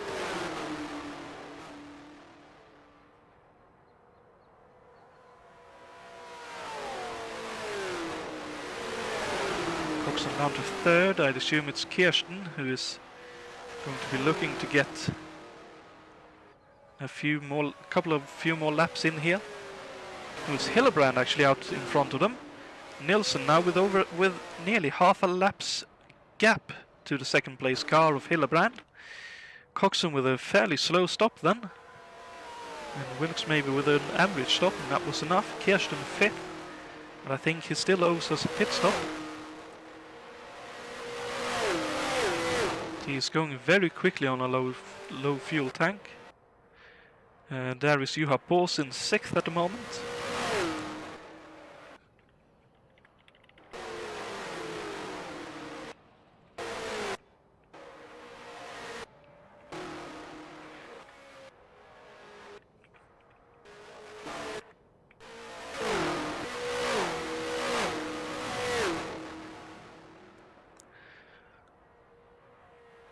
Chacon a bit wide, Ferguson following him, just barely avoiding the wall. So let's see what we have in terms of positions here after most of the pit stops completed here. Hillebrand 2nd, Nilsson leading. Then we have Wilkes in 3rd, Coxon 4th. I think that was Kirsten looking to go into the pits. So Bors will be 5th soon enough. Lassina will be 6th.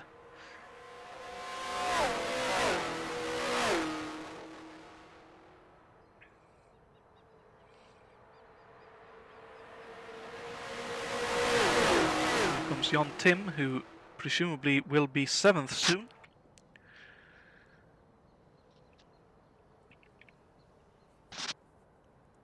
As long as Kirsten indeed has to pit. Here he is, coming out of the pits. And there goes Jan Tim past him. there we are. Tim passed Kirsten. Centorame up to 9th. Jakob Fredriksson still working in the pits in 10th. Alberto Senior now in 10th. With Adam Hackman going up to 11th. And Grant Riddall in 13th. Will be 12th momentarily. Fredriksson currently 13th, and they might be able to hold on ahead of Birchfield here. Will be close, but I think Fredriksson should have enough gap. Here goes Birchfield down underneath Aaron Curtis. Coming in a bit fine, but gets by. And there is Jakob Fredriksson up ahead on the straight, so Birchfield in 14th. Jason White 15th, Brun Chacon coming into the pits now. So a bit later, but very well situated on fuel.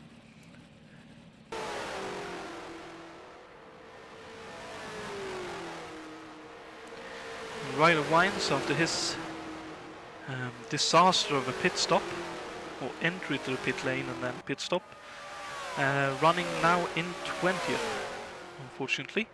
But Ray Riddall, I don't think he is too far ahead of Wines here. Wattman in 21st. David Dallas, Simon in 22nd, Drexler 23rd, Alberto Junior 24th, and Schlapinski retired. I'd assume from a blown engine, considering the pace he was running earlier. And indeed, pretty much half a lap. The lead now for Nielsen, ahead of Hillebrand. Wilkes ahead of Coxon, and they are running close together here.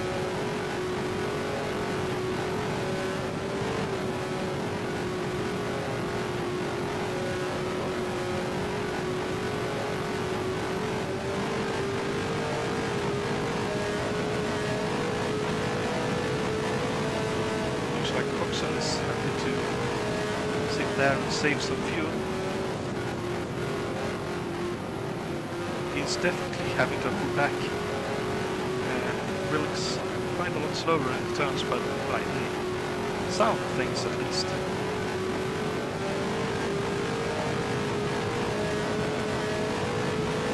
Here goes Coxon. Clearly feeling that, yeah, that is a bit too slow in the turns for my liking.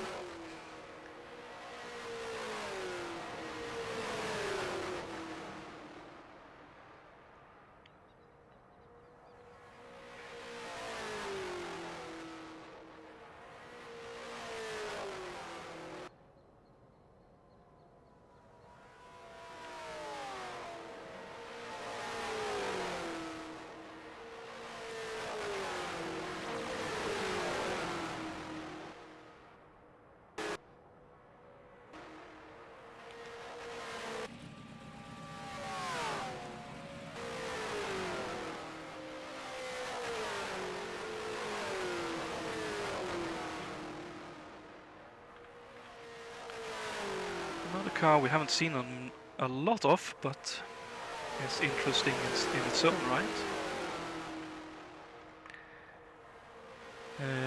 Is the Kingfish 73.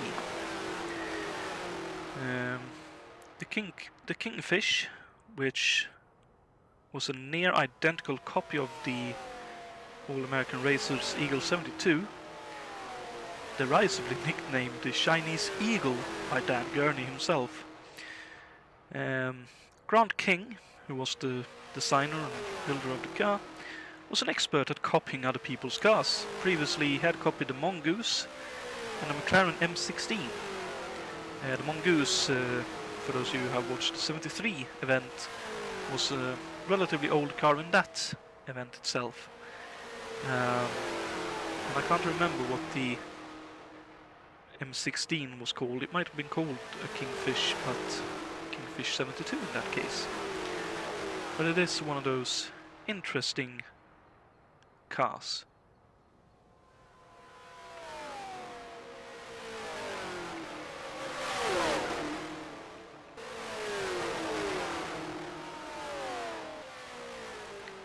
And here it is in its full glory, in the hands of Grant Riddall.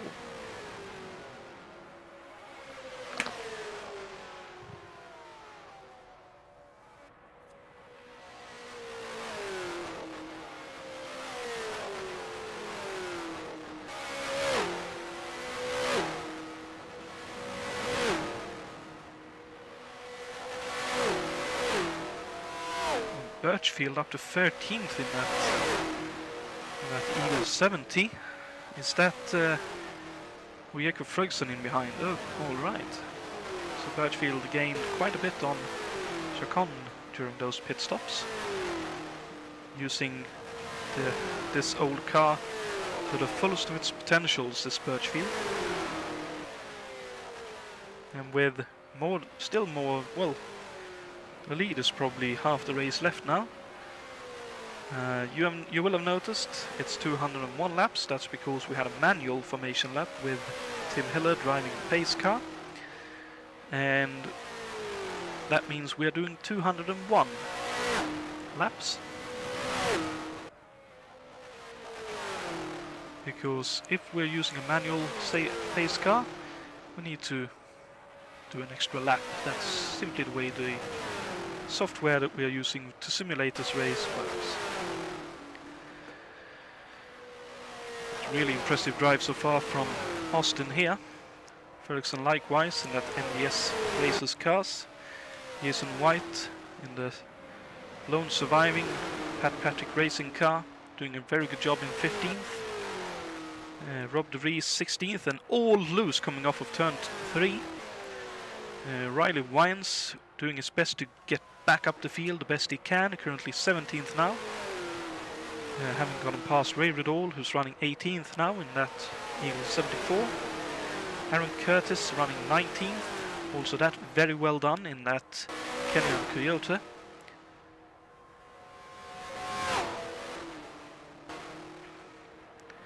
And Bruno Chacon currently running in 20th, with David Wattman in the RAS car in 21st. Simon Wattman in the Eagle 72 with a Foyt engine running in behind. And Drexler last car running currently in the Lindsay Hopkins race team Riley. And that is, to be fair, another car with a history of its own, shall we say.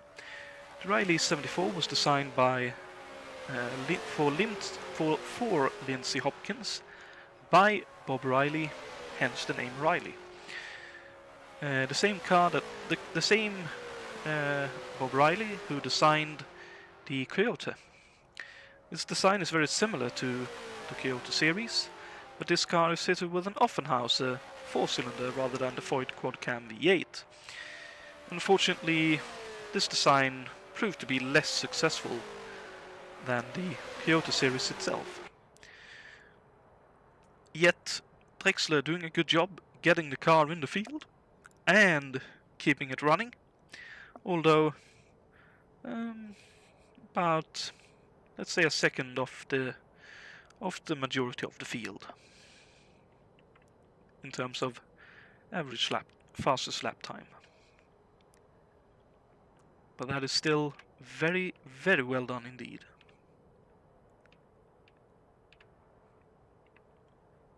Oh, and Grant Riddall must have had a bit of a moment, because Austin Birchfield up to 12th.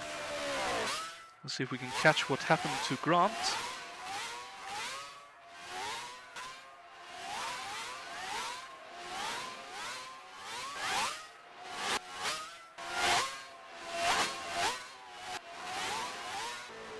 No, looks like Birchfield simply ran up and passed Grant here, so the Kingfish in the superior to the 1970 Eagle chassis. Or it could be that the drivers are driving their races slightly differently. Either way, it's great to see the Eagle 70 so far up the field.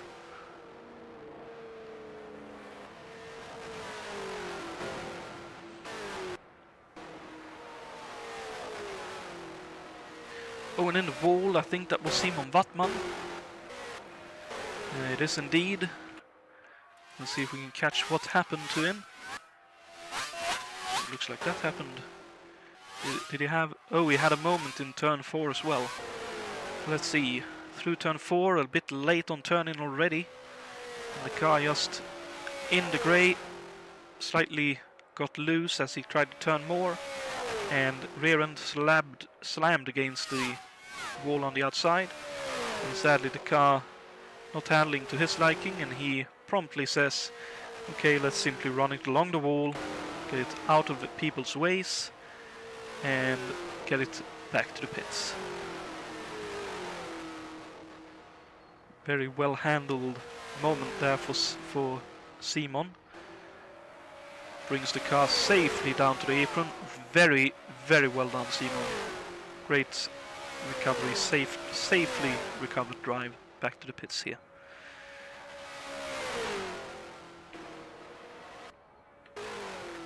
So that brings Alberto Junior up to 22nd, and it is likely to bring Drexler up to 23rd.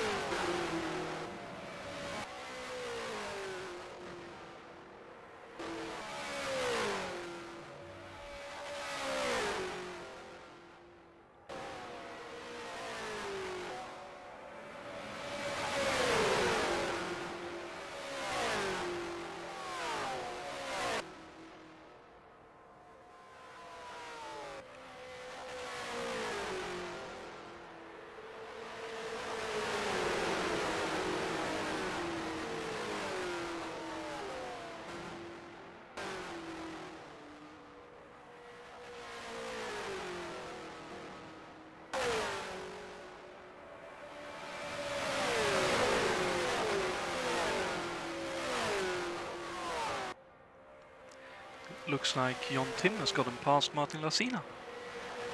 As Lasina now in 7th and getting unlapped by Riley Wyans. With Jonatan in 6th, Bors in 5th, Wilkes in 4th now, with Coxon back past him into 3rd, like we saw earlier, and Hillebrand currently in 2nd. Running. Let's see, where is he? He's exiting turn 2, just as Nilsson exits turn 4. So almost exactly half a lap now, with 107 laps in the books.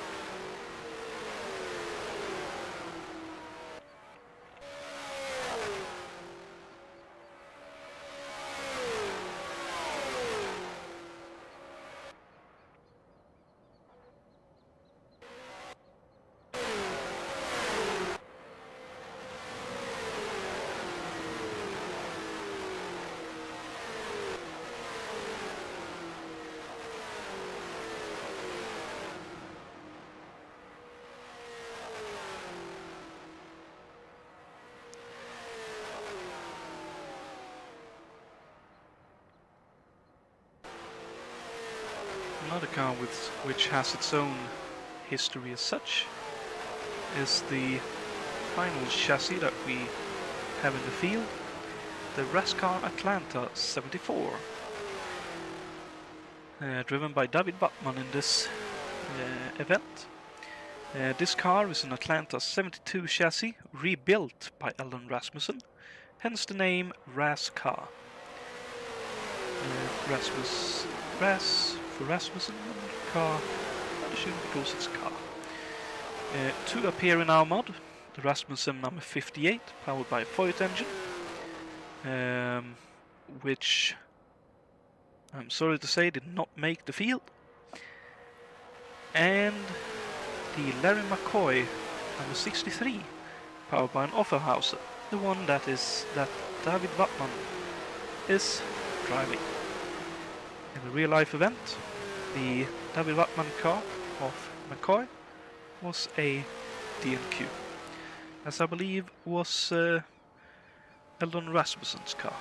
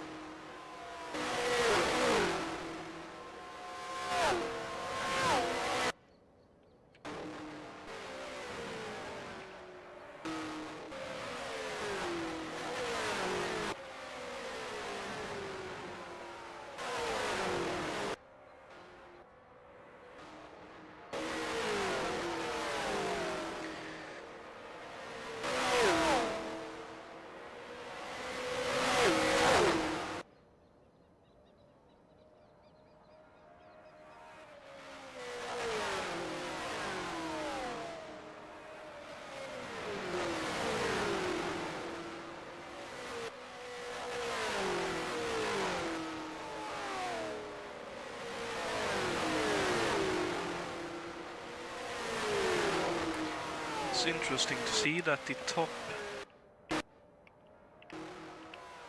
5 cars are running on the Goodyear tires, with the best Firestone runner at the moment being here Jon Tim. In leader card races Wilkie car running in 6th. Let's go with him for a lap. Just to see how he's working those Firestones.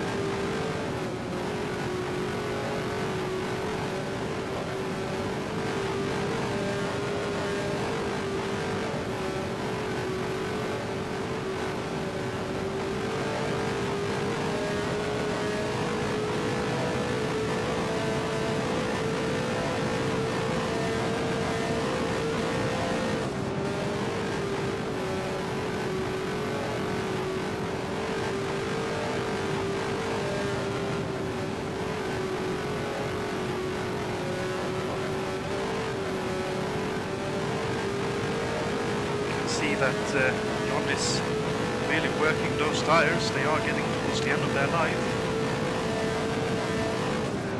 Looking more like a sprint car than it is IndyCar. He is really on the ragged edge with this car. That's looking so dangerous.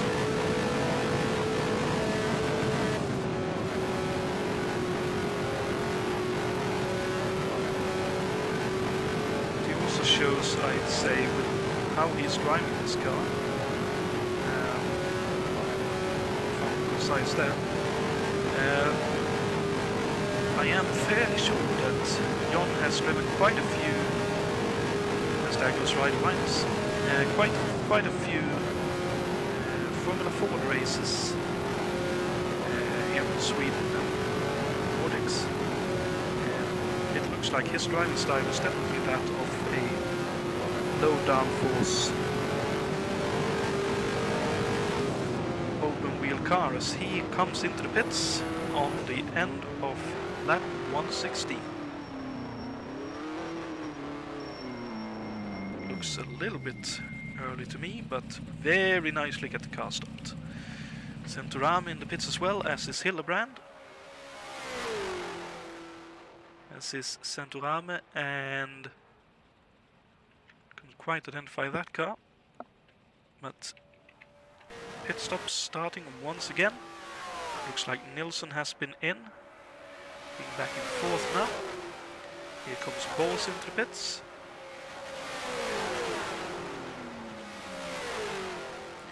Wilkes stays out, as does Cox.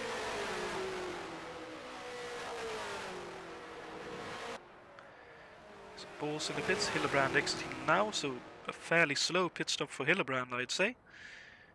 Kirsten in fifth, owes us a stop. Alberto Senior, I think, owes us a stop. Jon Tim looks to be coming out of the pits. That's Nilsson going by as well, so it could be that he has let him by. Lasina 8th, Hillebrand rejoining in 9th. Fredriksson in 10th at the moment, Centorame 11th, Hackman 12th. Grant Medall in the pits in 13th, ready to go.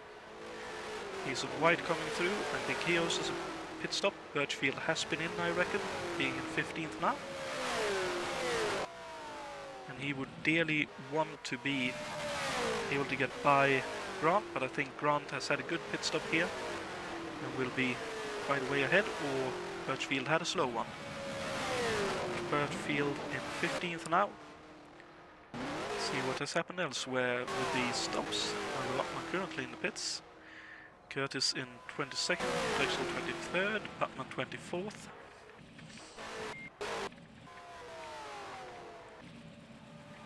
So Alberto Senior now in the pits, along with Ray Riddle.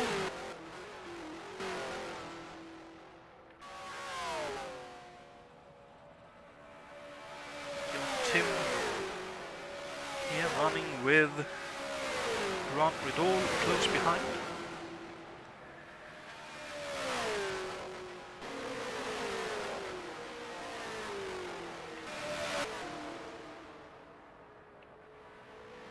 Wilkes in fourth, Cox in third, Kirsten second. Kirsten still with a few laps to get into the pits, and Anders with a commanding lead, easily half a lap now to Coxon, with Hillebrand having a slow stop, possibly fixing some of the damage that happened in his altercation with Wines in the pits. One of the downsides is when you have some damage and you turn it off, if you have the inopportune moment, just slightly nudge the wall, that could be enough to tell the software to say, hey, you have damage repair. So it's good practice to always check as you're going into the pits, but it's difficult to be sure of.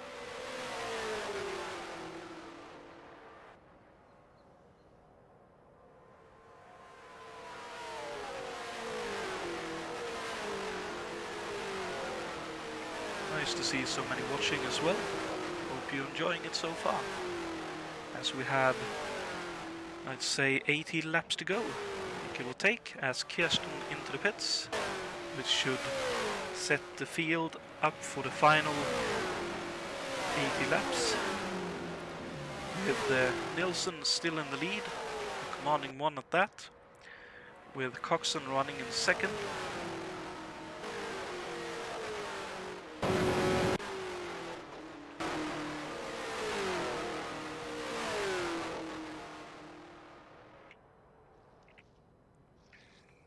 Wilkes running in third. You have Bors in fourth, Jon Tim in fifth. Best Firestone runner, now in 5th. We'll talk about the tires in a moment. Martin Lasina in 6th. Kirsten now in 7th. Not too far behind Lasina either. Nicholas Hillebrand drops back to 8th. With Hackman in 9th. And Centorame rounding out top 10. Jacob Ferguson climbs up to 11th. With Grant Riddall in 12th. Austin Birchfield with a slow stop drops to 13th.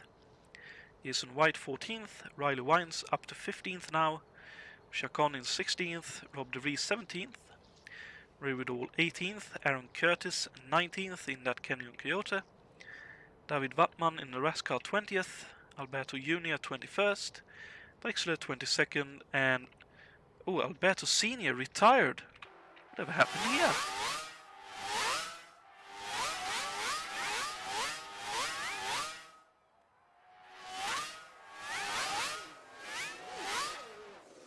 Rewind it for a while, see if we can catch it. If not, then so be it.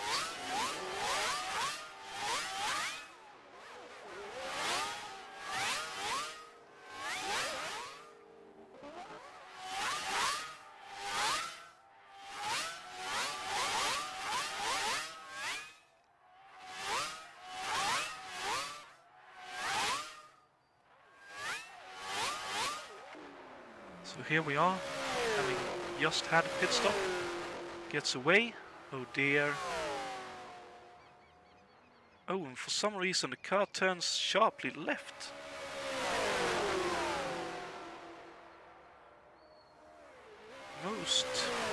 Most strange, but possibly a mechanical failure of some kind. So that will bring Simon Wattman up to 23rd in a couple of laps time, I'd imagine, and Chacon now in the pits for his pit stop on this cycle. Birchfield still 13th indeed.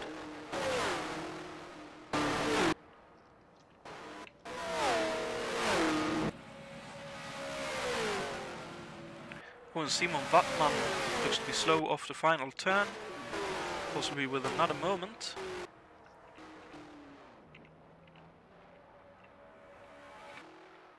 Oh, it has been another moment indeed. Looks to be in turn 3. Again, just a bit high on turn in. And a bit too much speed, I think. He just hits the outside wall, stays high and avoids everyone. Gets back into the pits for some much needed repairs.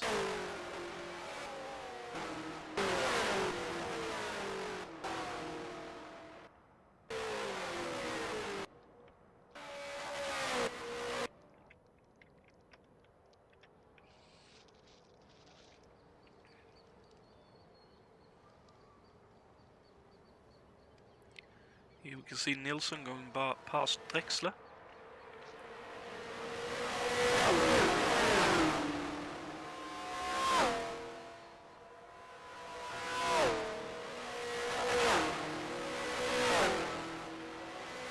Ooh, the Cena all crossed up there.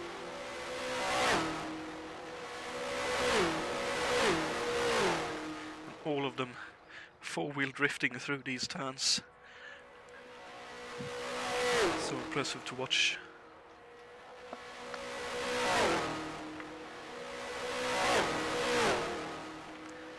But speaking of the tires earlier, the Goodyear tires are the most used tire in the field. The Goodyears do not heat up very quickly, but once they do, they offer very good wear rate over a long period of time. Some teams may try to double stint their Goodyear tires to save time in the pits because the wear rate is so good. Meanwhile, the Firestones after 74, Firestone pulled out of IndyCar racing and did not return until 1995. The Firestone tires heat up quicker than the Goodyears, but also degrade quicker. It can be described as the wear rate falling off a cliff, as we could see a little bit with Jon Tim earlier when we were riding on board with him. It is conceivable that this will cause Firestone teams to change tires more frequently, thus expanding expending more time in the pits. Essentially, the brave shall be the first, or something like that. Because if you can hold on to the Firestones when they wear off, you can still have a very good race. Which could be one of the reasons why Birchfield dropped off actually. Because those around him, in the form of Grant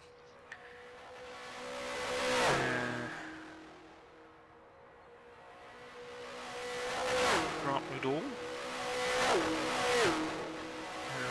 as well as trying to remember who else he was fighting with there.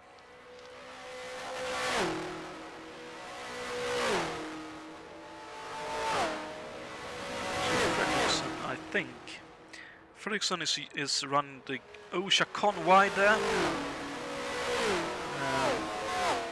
Slightly touching the wall, hopefully no major damage done. Fredriksson is running the Goodyears on his Eagle 72.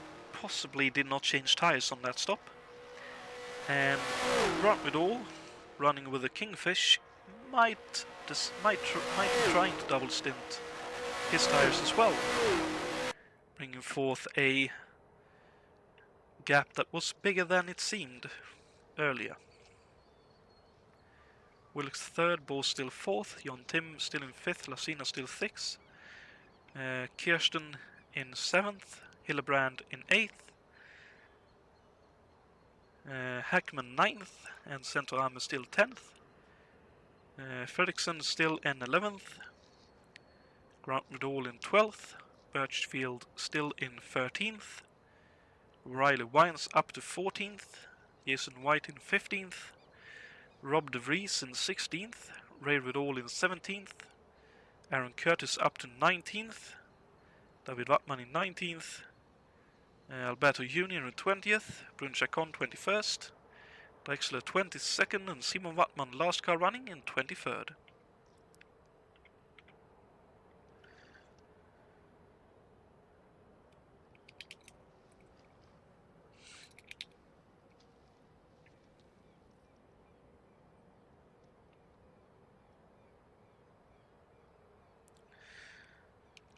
And so far we've had 2 cars fail to start a race. Those of David Saber in an Eagle 74 and Dana Schurer in the M16B. Neither of the drivers were able to take the start, and on top of that we've had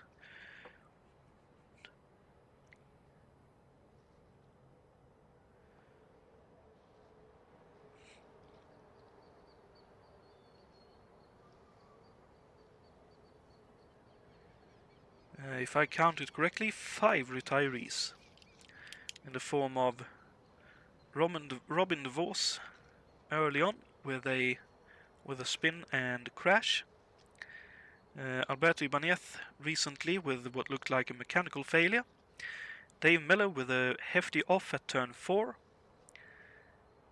Jules Bouchard with a blown engine,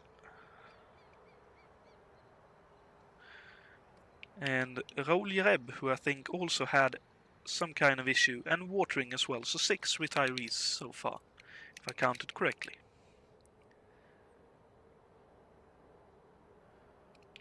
Watering, who was carrying some damage and sadly was unable to run with it the full race through. And Wilkes has dropped back behind Juha Boos now. Most interesting.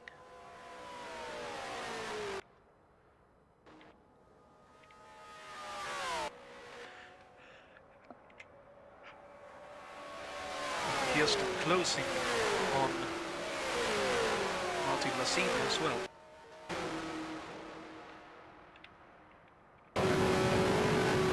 Is he on board? Watching from Wilson, let's see if this was. And yes, like Buffers.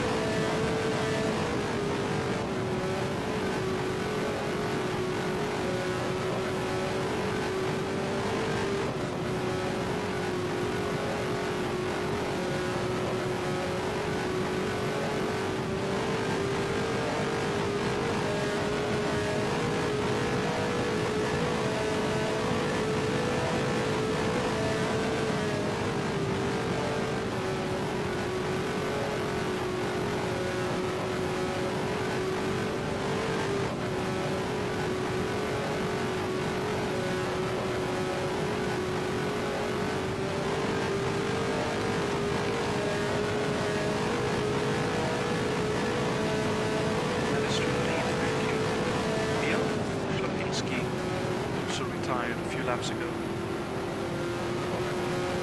And Hackman unlapped himself here.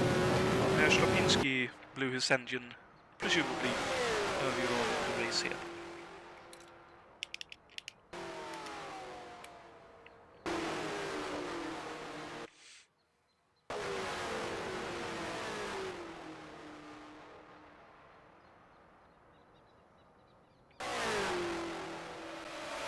Kirsten has gotten by Lassina, so Kirsten up to 6th, Lassina back to 7th.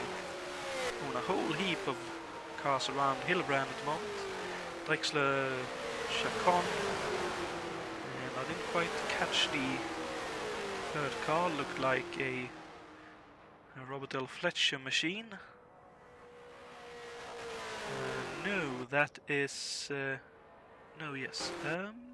Is it Hackman 9th and Jonatan 10th? Let's see if we can find... It's not Birchfield. Nothing's wrong with Visa either. Oh, and little Al has retired as well, unfortunately. So both father and son Ibanez, sadly, is retired from this race now.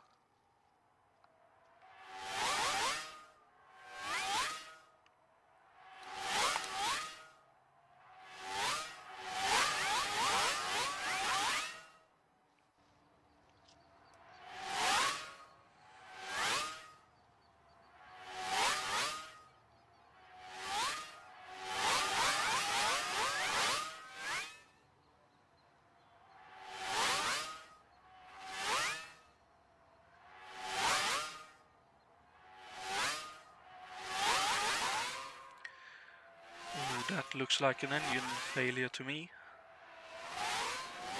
That happened quite a while ago as well. Let's see. New turn 1.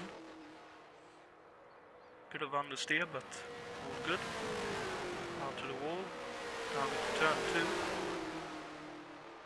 2. Nice and clear. Oh. Yeah, I'd say that's probably an engine that let go.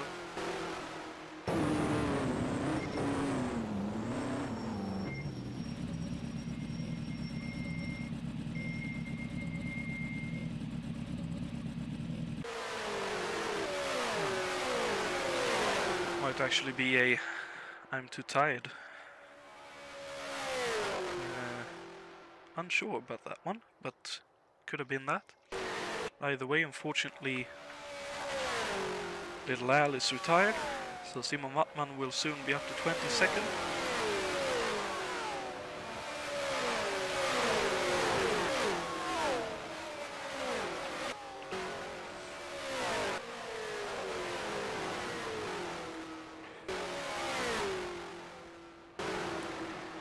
Riley Wines up to 14th now, Birchfield still 13th, Grant 12th, Ferguson 11th, Centorame 10th, Hackman 9th, Hillebrand 8th, Lassina 7th, Kirsten still in 6th and pulling away from Lassina comprehensively here. And Tim, top fire Stone Runner in the 5th. And he's also running the Foyt engine actually, so top Foyt car as well. No, we're looking at the wrong one. That's an Offenhauser indeed. I was looking at Rexon's car in my notes.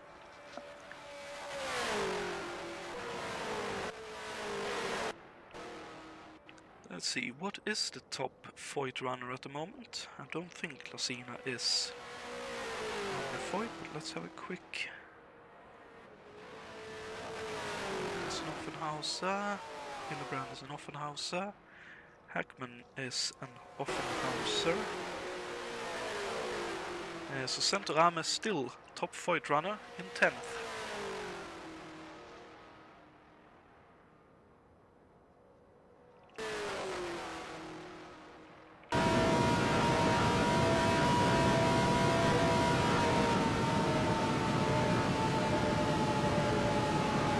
Listen to that quad cam V8 work. Such higher rev range compared to the 4-cylinder of the Åcerclinth.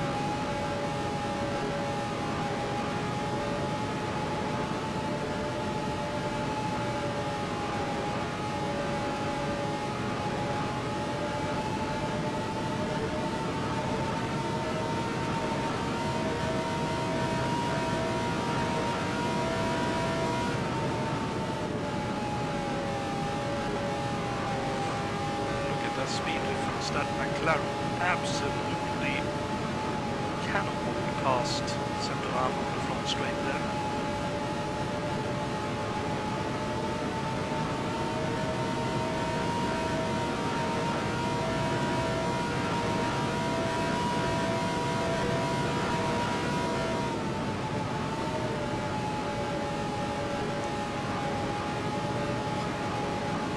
Tim just barely holding on to that thing.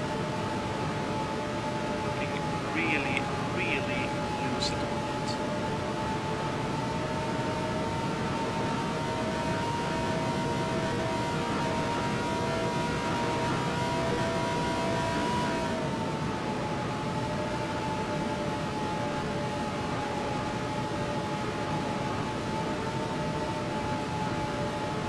So look at that car.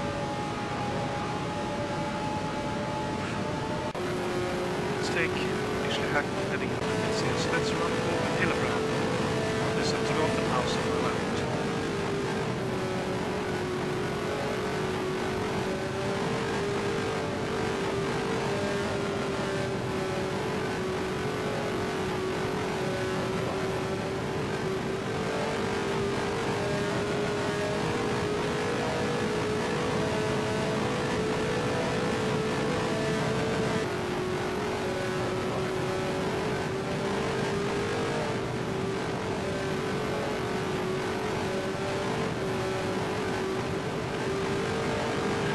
Looks to have a bit of a loose car as well.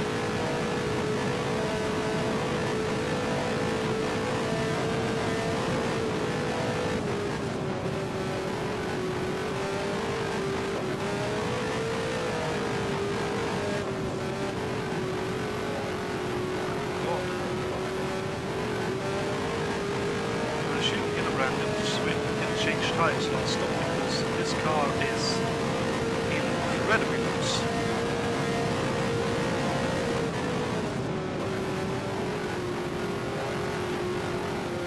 Preparing to go to the pits by looks of things.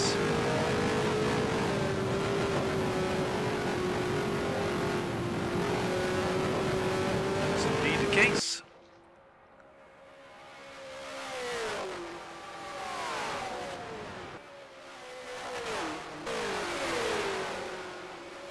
Here comes Hillebrand. Oh, overshoots, I think. Did indeed. Next thing is Jonatan. Quite a difference in where they are on track then. Fredriksson, Hackman, out with all, Centorame coming out to the pits.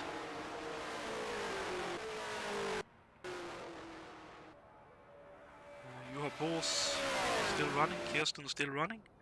Wilkes looks to still be running, Kirsten with another fastest lap. Kirsten really fast on a low tank of fuel in his Eagle 74. Anders Nielsen, here comes Coxon into the pits. So Nielsen nearly with a full pit stop in hand. On Coxon now, who is running in second.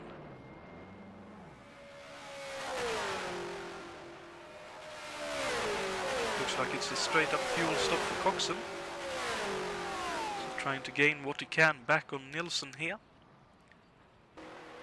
Wilkes continues for another lap. Here comes Kirsten.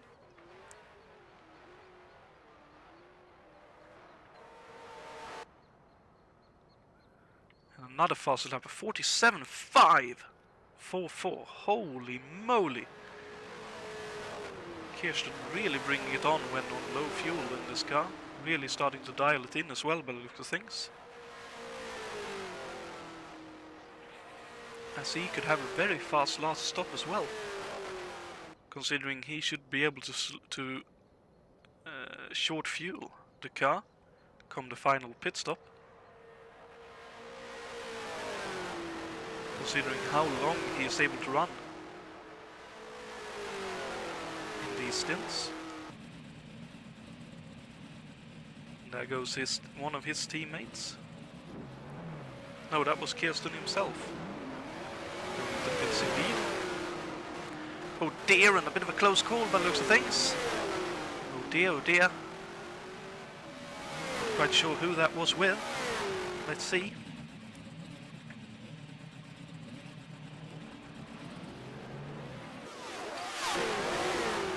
is with Ray Riddle. Dear me, good save by Kirsten, able to avoid that with the skin of his teeth. Wowee! That was a very unfortunate timing situation for Kirsten, but both him and Ray Riddle survived to tell the tale. Looks like Kirsten may still come out ahead of Jonatan here. Look at exactly what Jonatan is seeing. He can see Drexler, and he can see Chacon just ahead, and I think that is Kirsten. Next car ahead of these two. Jonatan working those tires hard here. Ooh. Looks like those tires are not happy at all.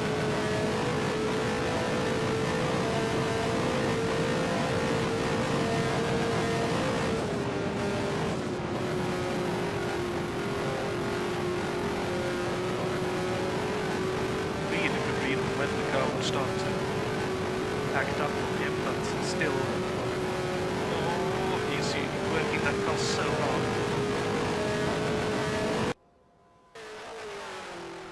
And looking to get to grips with Kirsten up ahead.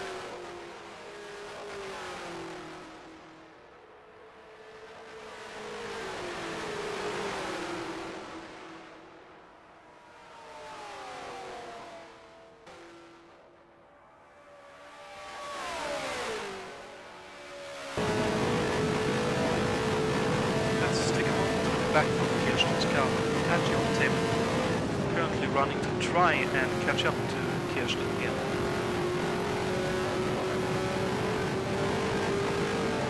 This is part where we can see Jonatan, I think, didn't switch tires that stop, and his tires are starting to wear. They are already hot. Niklas, I think, switched tires. You can see just a little of that here with his tires not quite up to temperature yet. He is tight, while Tim is very loose.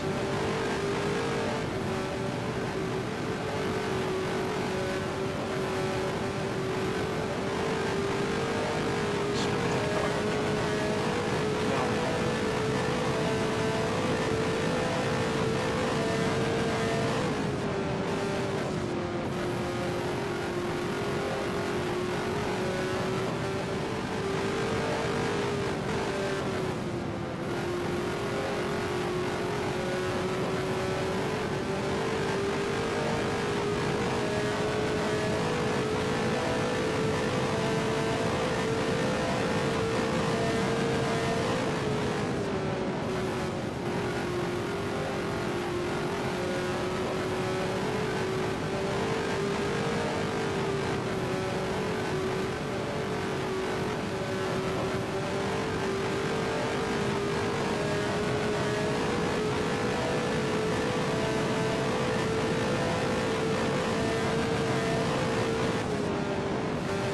Interesting as well to note here, both these drivers are running the EO74 chassis. You can see two completely different tire compounds, obviously, with the Firestone and Goodyear, but it looks like it's also a question of different philosophies in terms of setting up the car.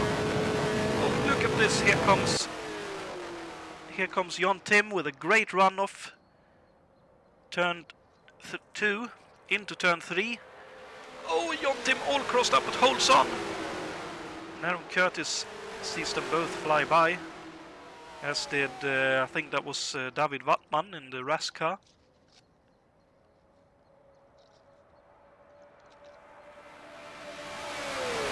Ahead is Rob De Vries. Gets out of the way nicely there.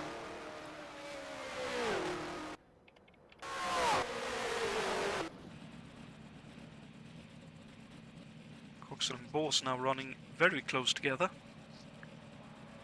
with Nilsson over half a lap in hand on those two. Wilkes now in 4th, Riley Wyans close behind him on track.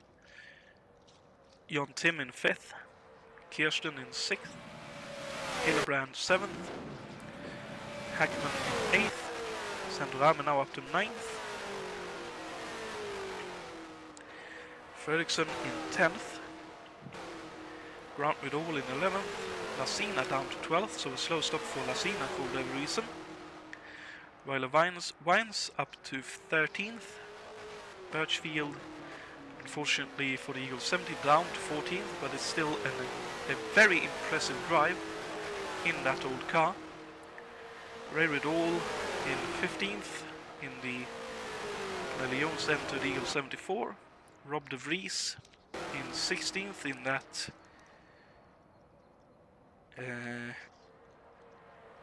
Eagle 72. Jason White currently running in 17th in his Eagle 73. David Wattman in the RAS car in 18th, fighting Aaron Curtis in the Canyon Coyote. So both of these guys going hammer and tongs here. Let's jump on board. Watch this battle.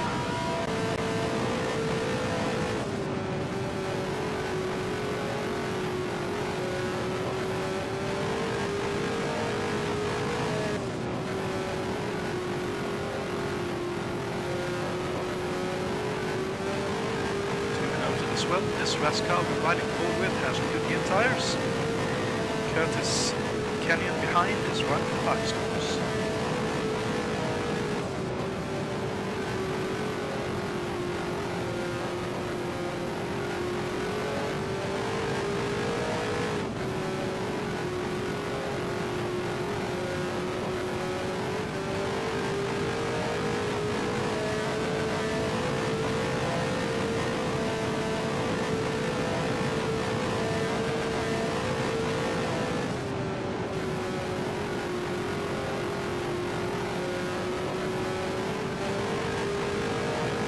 Like David Wattman for now is able to pull away from Aaron Curtis.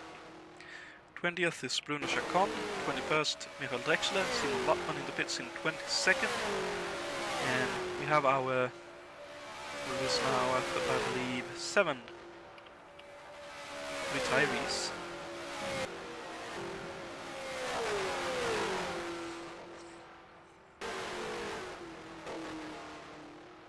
You have Bors now ahead of Coxon.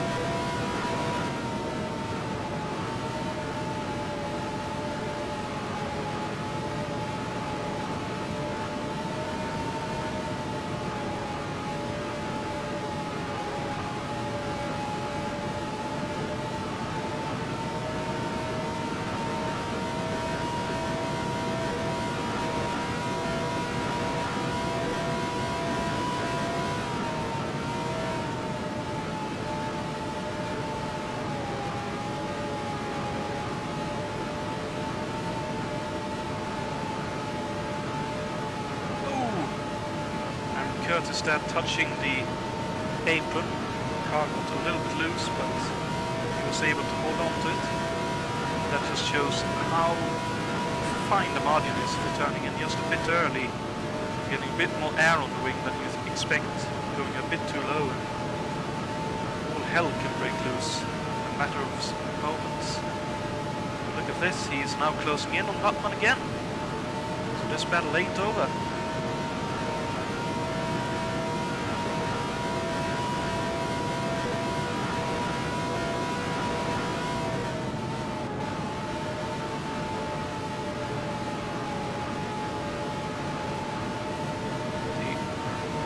It's definitely looking a bit on the tight side for Curtis here, but yeah, very good job in 90.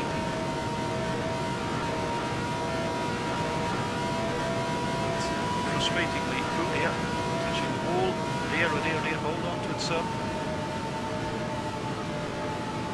Good job.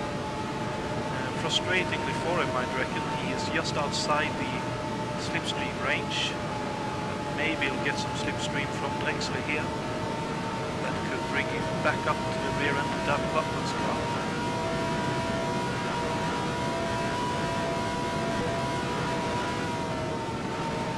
This is like the last quarter of the race we have entered, and this is where you're starting to see the strain of the 500 miler starting to show, where drivers will start to make tiny mistakes, but which will prove very costly indeed. So Riddle is almost lapped by Birchfield here.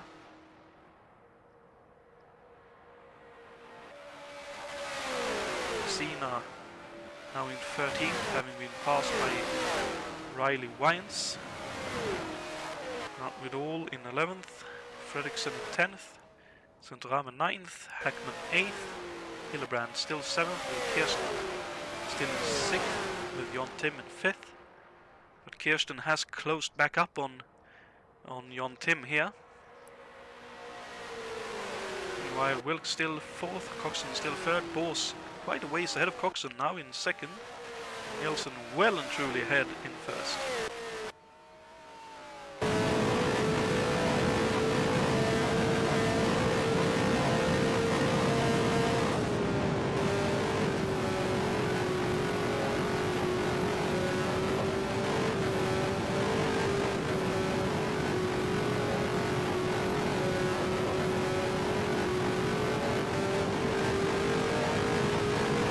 This is where we can see we're nearing the second half of what I assume is the second stint for Jon on these Firestone tyres.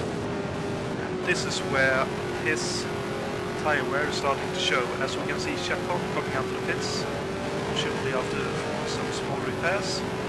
And Jon Tim with a bit of luck, with Kirsten being locked in behind Birchfield and Raymond.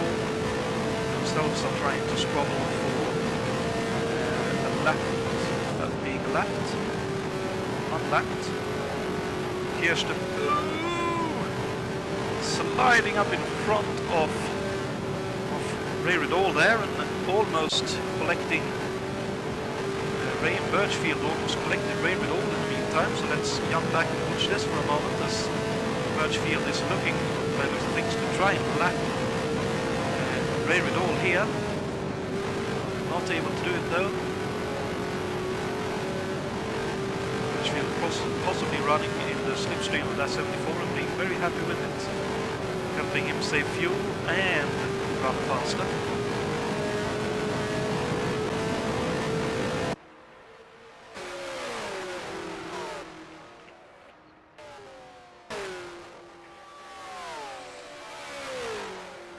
Wines now right behind Grant Riddle.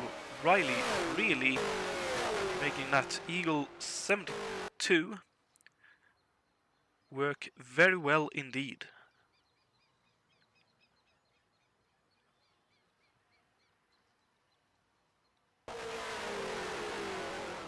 As unfortunately my internet ain't quite playing ball today, but I'm doing what I can with it.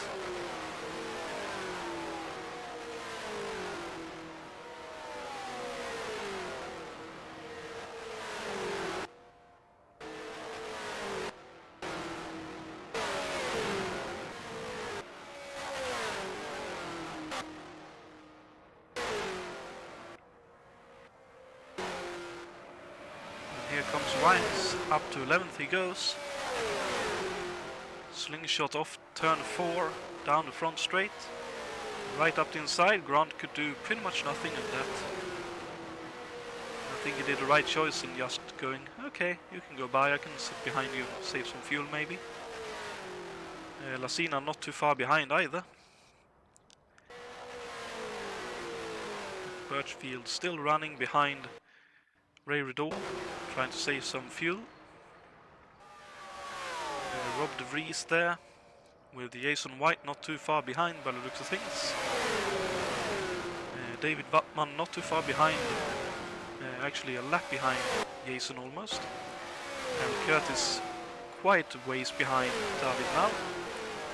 And Drexler in 20th, Chacon 21st, and Simon Wattman last car running in 22nd.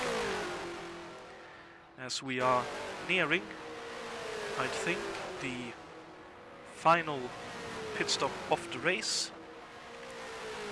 for all of these drivers.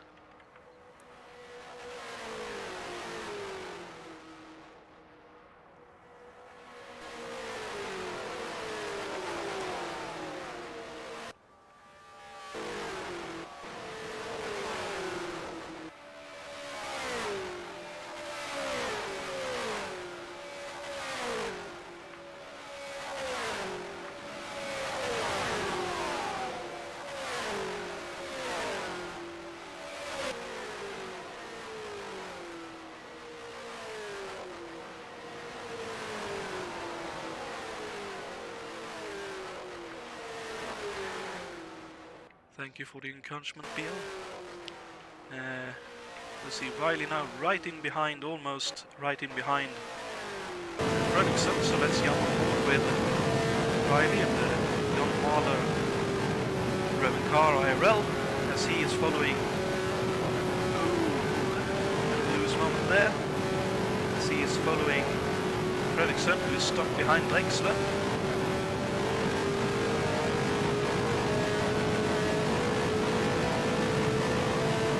To be 10 Wines if he is just far enough alongside. Yes, slides down the inside, nice and easy.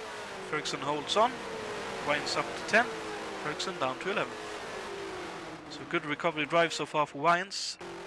We joined in what I think was 20th or 21st, up to 10th now. Quite a ways behind Centurame still, but still time to make that difference up as well.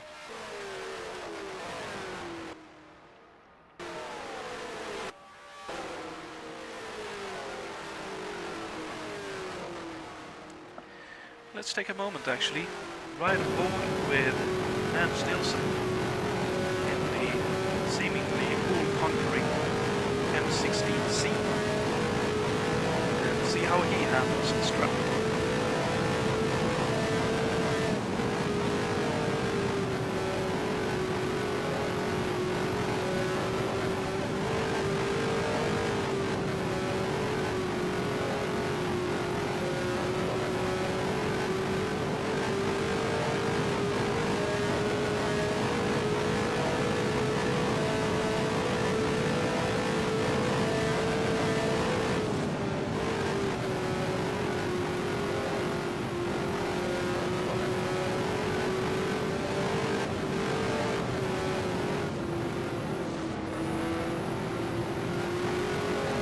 Cena from pit lane, his final stop of the race.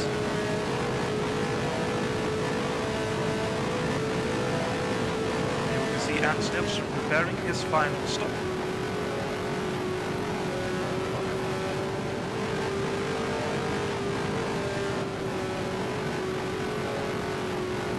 Can't imagine he'll be doing many changes to the car.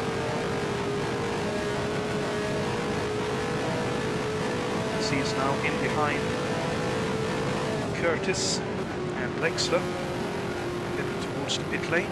He's taking it very gingerly here is Nilsson. Want to get involved with the... Ooh, Curtis again touching the apron. Curtis spitting right in front of Nilsson here. Curtis getting way out of the way. He knows Nilsson has a pit stall further up in the pits here. Look at that, how quickly you traverse the pit lane. I'll get my words out eventually. That is scary, very scary indeed. Let's see, it looks like Bo's heading for the pit lane as well.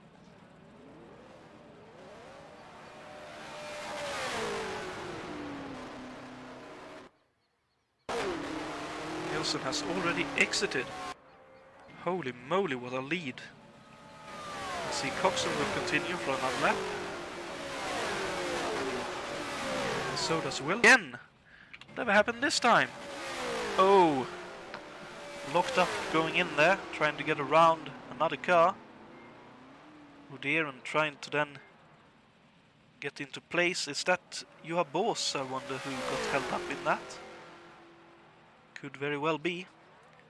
Once again, another car here having to do the old Austin Powers maneuver to get the car sorted, but here he comes out to the pit lane. When another one in trouble, Grant Riddle. Never happened here then. The car looks a bit loose as he goes into the pits, so trying to slow down. Oh, spins! Oh, hits the divider wall there. Oh dearie me, what a costly error. Ended just a bit too quickly. Has to set up the repairs, and this is going to drop him a long way back in the standings for him now. And Centorame coming in all crossed up as well. But gets into his pit stall all right. Dearie me.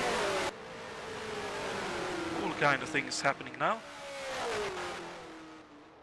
Lacina out in 16th after his pit stop, but probably more to come for others.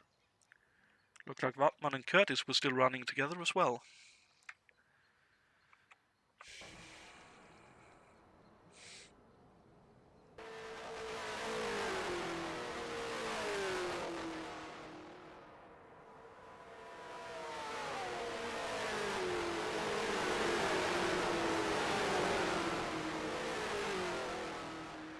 Wattman actually, I think Curtis actually got past Wattman in all of that. Oh no, Curtis is a full lap behind, unfortunately. But Curtis has got a by Wattman though.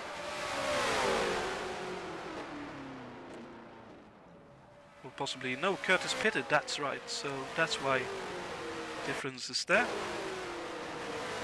You see Centorame coming out of the pits, Wyans goes past, so sadly for Centorame at the moment, he is 11th outside the top 10.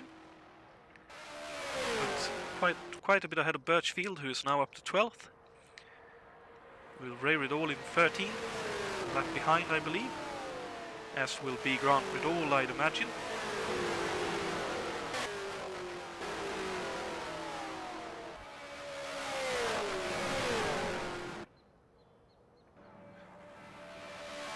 And there's Kirsten coming out of the pits, and I think I saw Wilkes entering the pit lane.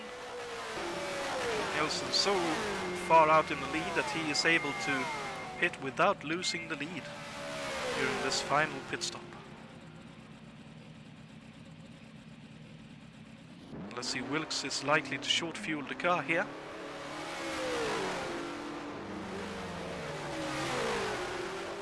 Only the right side tyres by little things. Still comes out behind both Boos and Coxon.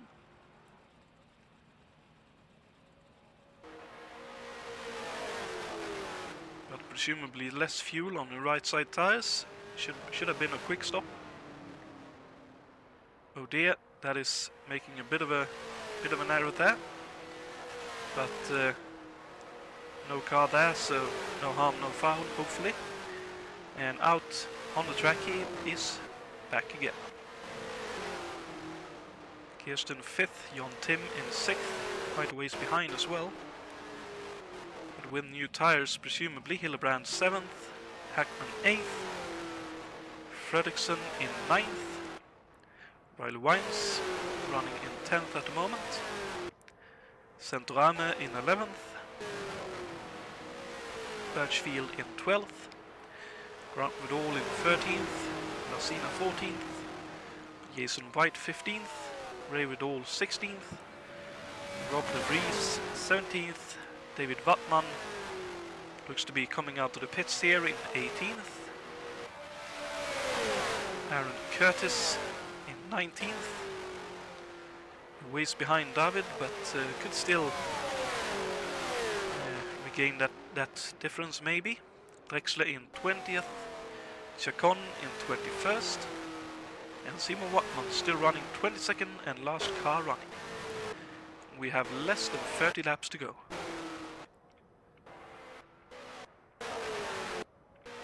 For the leader we have 20 laps to go now.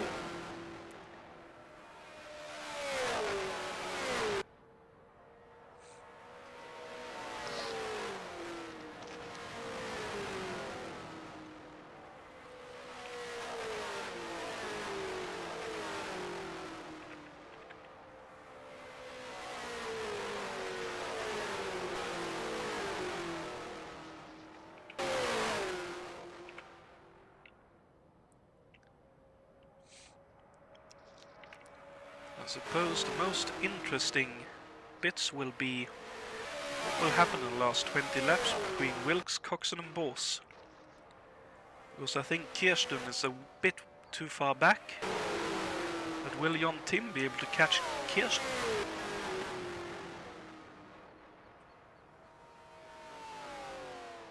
Hillebrand is a bit too far back from him, Hackman as well. Fredriksson likewise, as is Wines, I'd think. As Fredriksson is on the back straight, Wines on the front straight.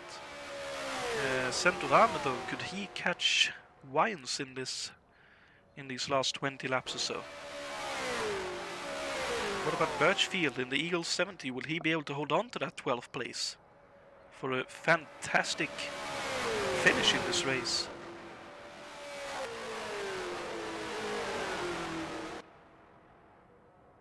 Looks like Jason White either slow coming out of the pits, so he is in trouble. He is coming into the pits. What has happened to Jason? Oh, wide on entry to turn 3.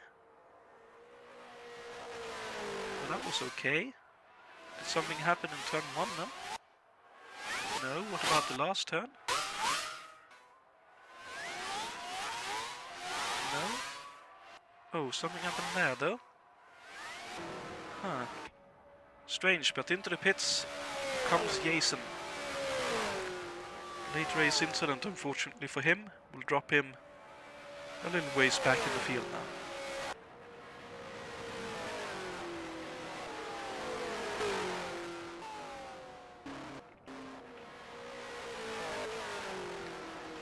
I suppose likewise as well, will Aaron be able to catch Wattman? It's about a third of a lap difference. Might be too much, but you can always hope as Chacon hits for the final time of his race.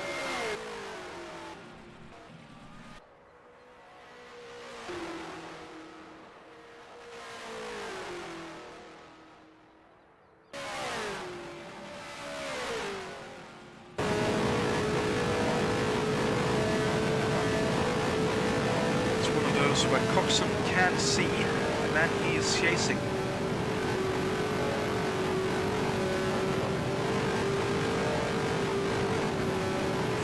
In the form of few bubbles. But the question is 16, 17 laps enough for him to be able to catch and pass Belgium?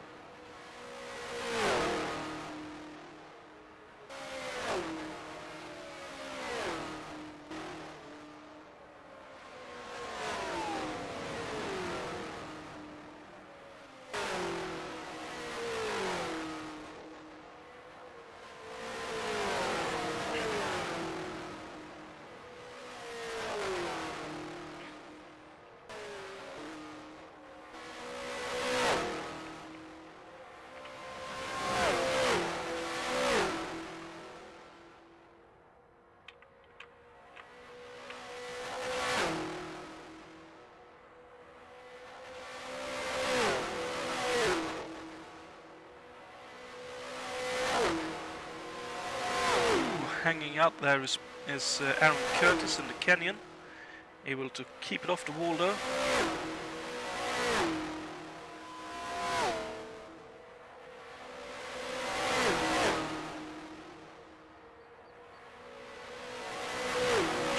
Cutting it fine as well. Here's Jonatan. Looks like Kirsten is opening up the gap against him.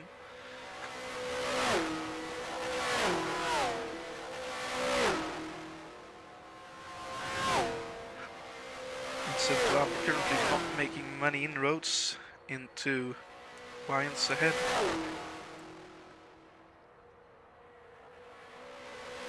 Let's pause now. And there's Coxon. That will be the closest fight. Here comes Birchfield in the Eagle 70. Here's Wilkes in the McLaren M16B.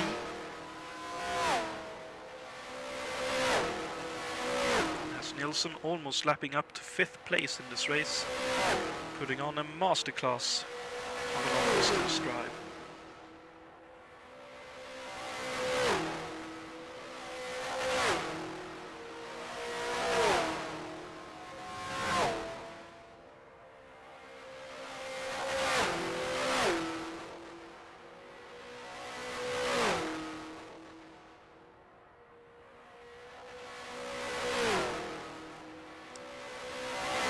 Looks like as long as the track is clear, Coxon is closing in on Bors little by little. The question is there enough time for him to catch up and pass?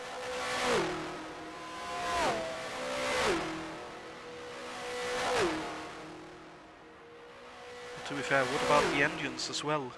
Such a long race, the strain should be near showing, and Wyans hanging it out big time out of turn 4.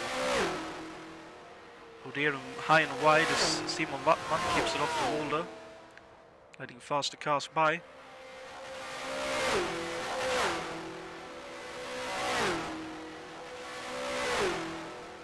Here comes Bors and Coxon again a little bit closer.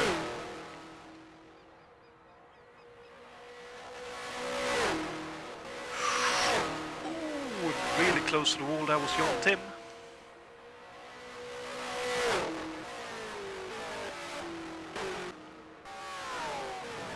Let's jump on board here with Coxon for a moment. See if Bors's car is getting any bigger or not. But it seemed like he was getting a little bit closer.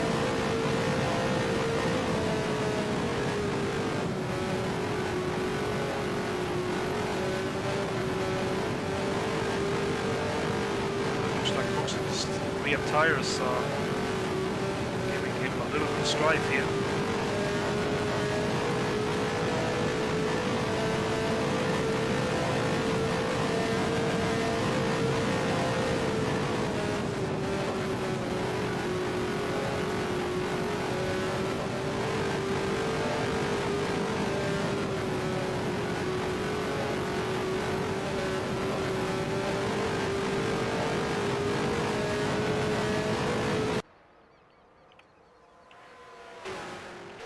Looks like that gap is pretty much remaining equal.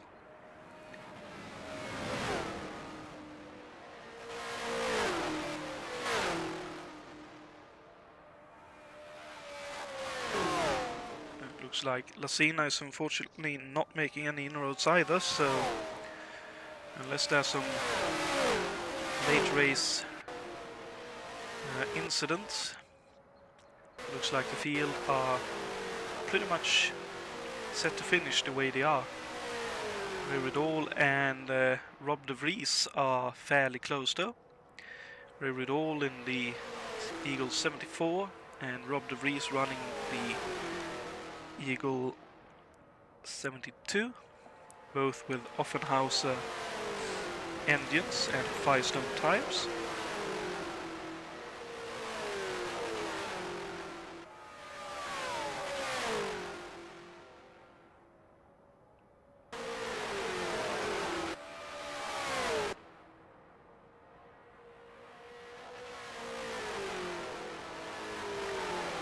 Aaron Curtis as well, the Irishman, keeping the Kenyan Kyoto out of trouble. running it very well indeed. Unfortunately for him, not as many retirements as there were in the actual 74 event, at least not yet, but doing a very good job keeping it running in 19th. David Wattman likewise in the race car Atlanta, doing a very good job keeping that car running and staying out of trouble for the most part. Drexler likewise in that Riley, an easy car to drive, and Chacon likewise putting on a very good drive and keeping it between the walls. And Simon Wattman, despite a couple of damage offs, still running, still soldiering on in 22nd. Very well driven indeed.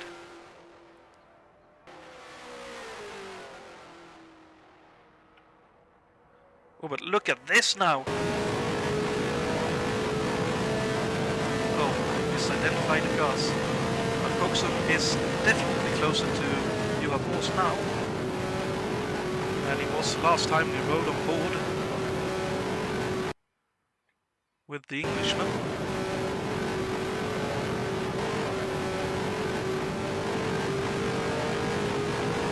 So this might not be over just yet.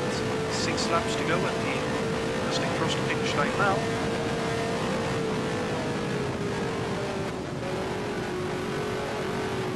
Car running a little bit tight on entry and loose towards the exit. Coxon really trying hard here.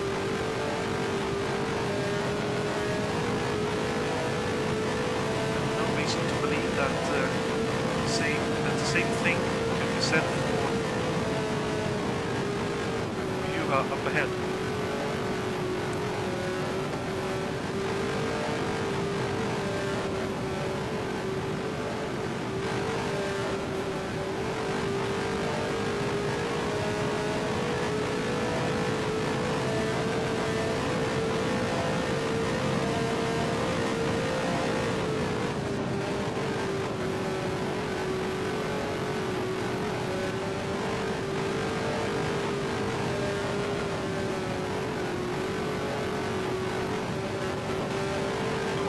This late in the race, Kirsten had now the fastest lap, 47.465. Really showing that in terms of out and out pace, it's right up there.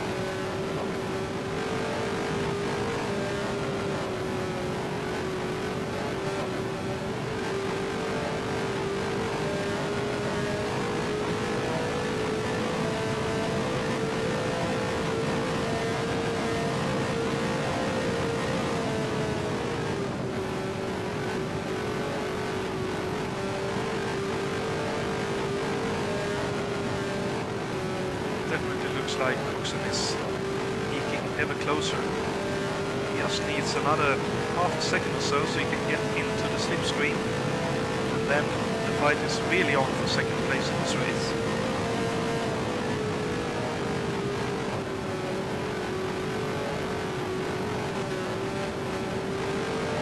It's that whole situation of yes, you can get there, but you need to not hit the wall while doing so. Fine with outside wall out of 4. Some lap traffic up ahead as well. This is like blood in the water for Coxon.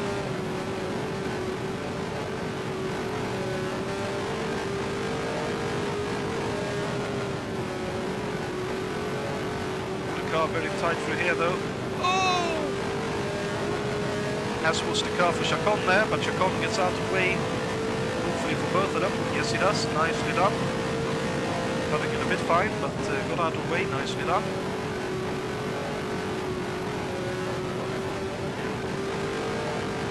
Some laps to go at the end of this lap, I think. Exactly how the lap counts work.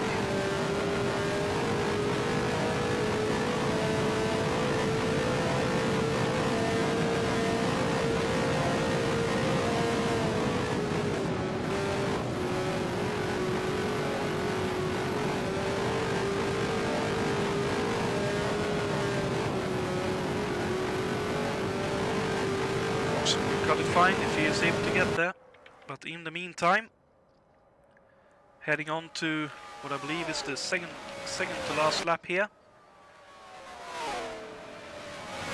is Anders Nilsson. He has run an absolute masterclass of a long distance race, showing that that experience and having done a lot of long distance races really does improve your chances in this kind of race. As coming through turn 3, now through 4.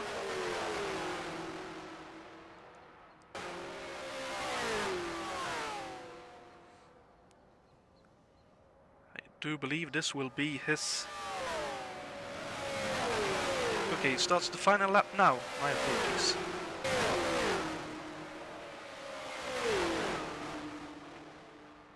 But a splendid drive so far. There's Aaron Curtis with Hackman in behind. Here's Grant and Santorame.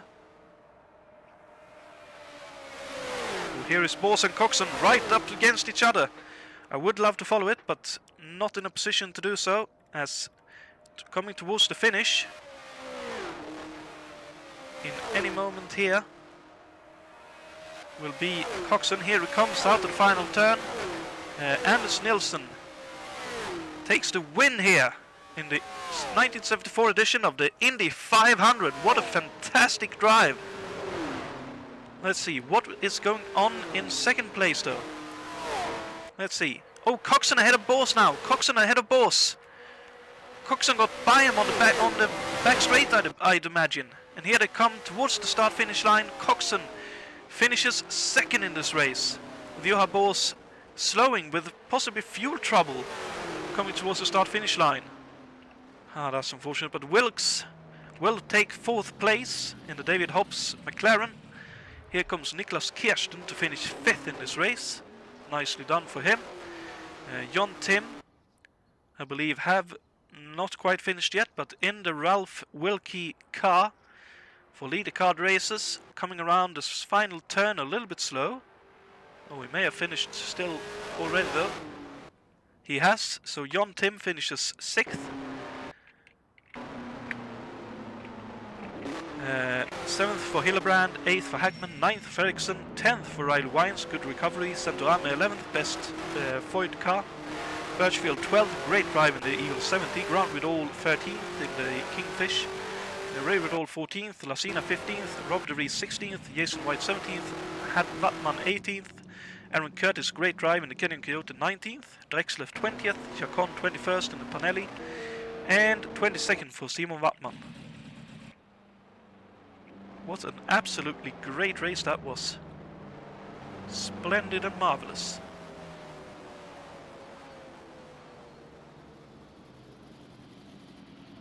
Great effort by the guys, especially those running the lesser cars, I must say, such as Aaron Curtis we can see here.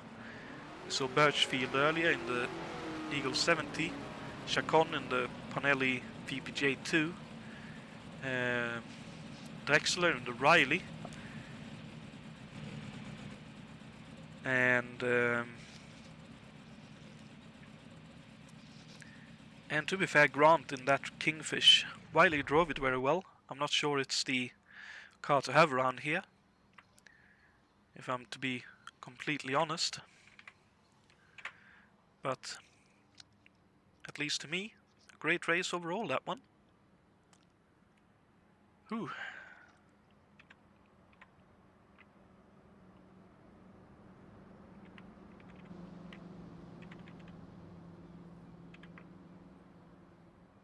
And we'll take a moment to wait. Actually, I completely forgot we had some trivia questions. So while we wait for our drivers to show, let's do some trivia and answers.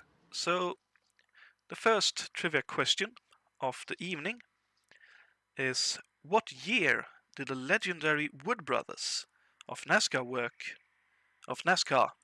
as the pit crew for Jim Clark's Lotus? Was it A, 1962, B, 1963, or C, 1965?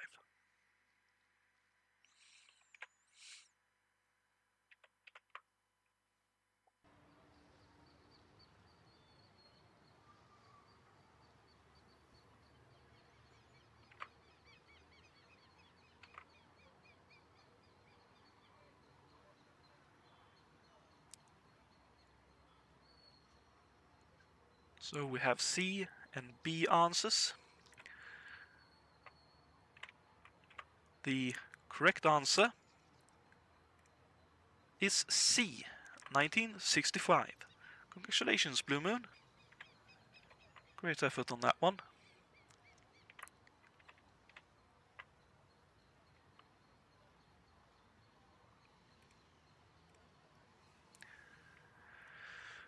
Our second trivia question for the evening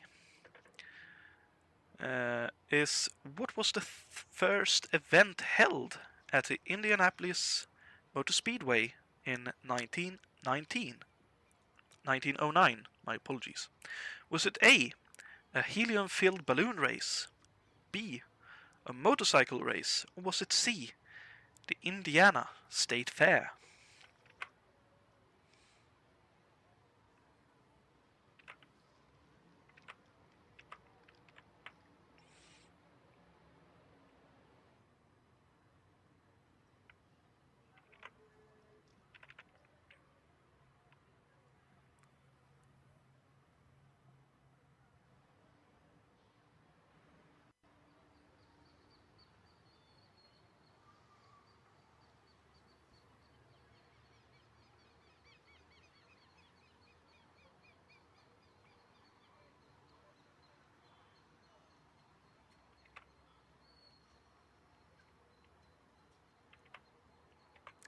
The correct answer to the question is A, a helium-filled balloon race.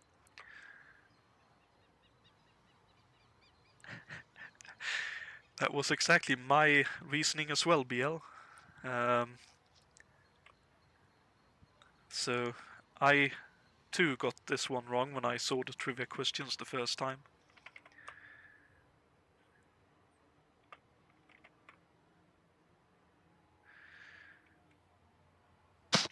And finally, for our final trivia question, is when the original crushed stone and tar track surface proved too dangerous, Carl Fisher had the entire track resurfaced with how many paving bricks? Was it A, 2.8 million bricks? Was it B, 3.2 million bricks? Or was it C, a whole 4.1 million bricks?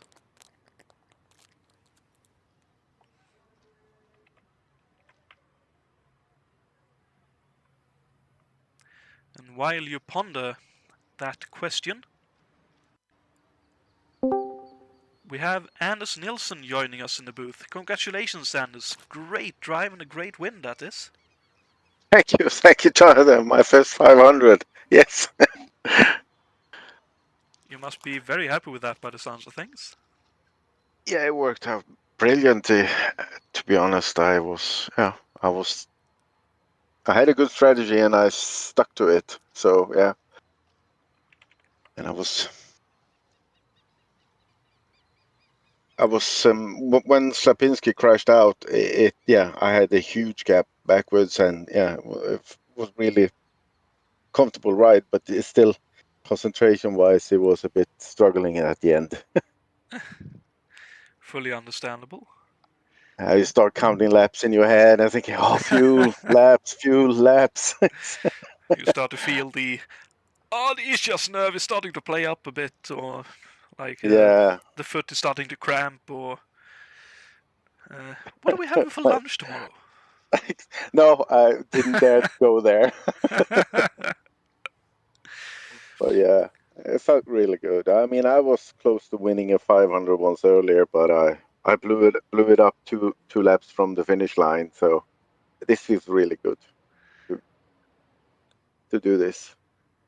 Yeah, I can imagine that was one hell of a drive, and it looked very, very smooth from the outside. Like, didn't look like you had to put too much pain into it or too much effort into driving the car. It just looked very settled.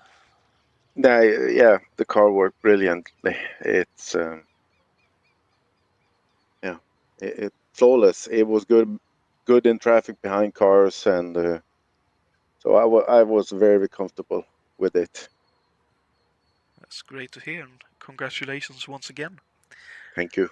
Let's see if you can get one more win tonight with the final trivia question that the chat has already started to answer. Hmm.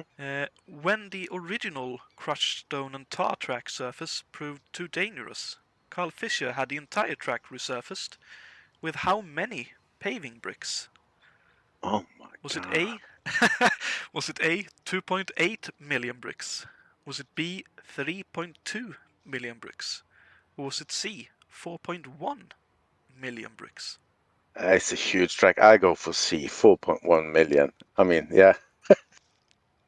It's a very fair guess, to say the least. The correct answer to the final trivia question of tonight is B, 3.2 million bricks. Can't win Amazingly them all.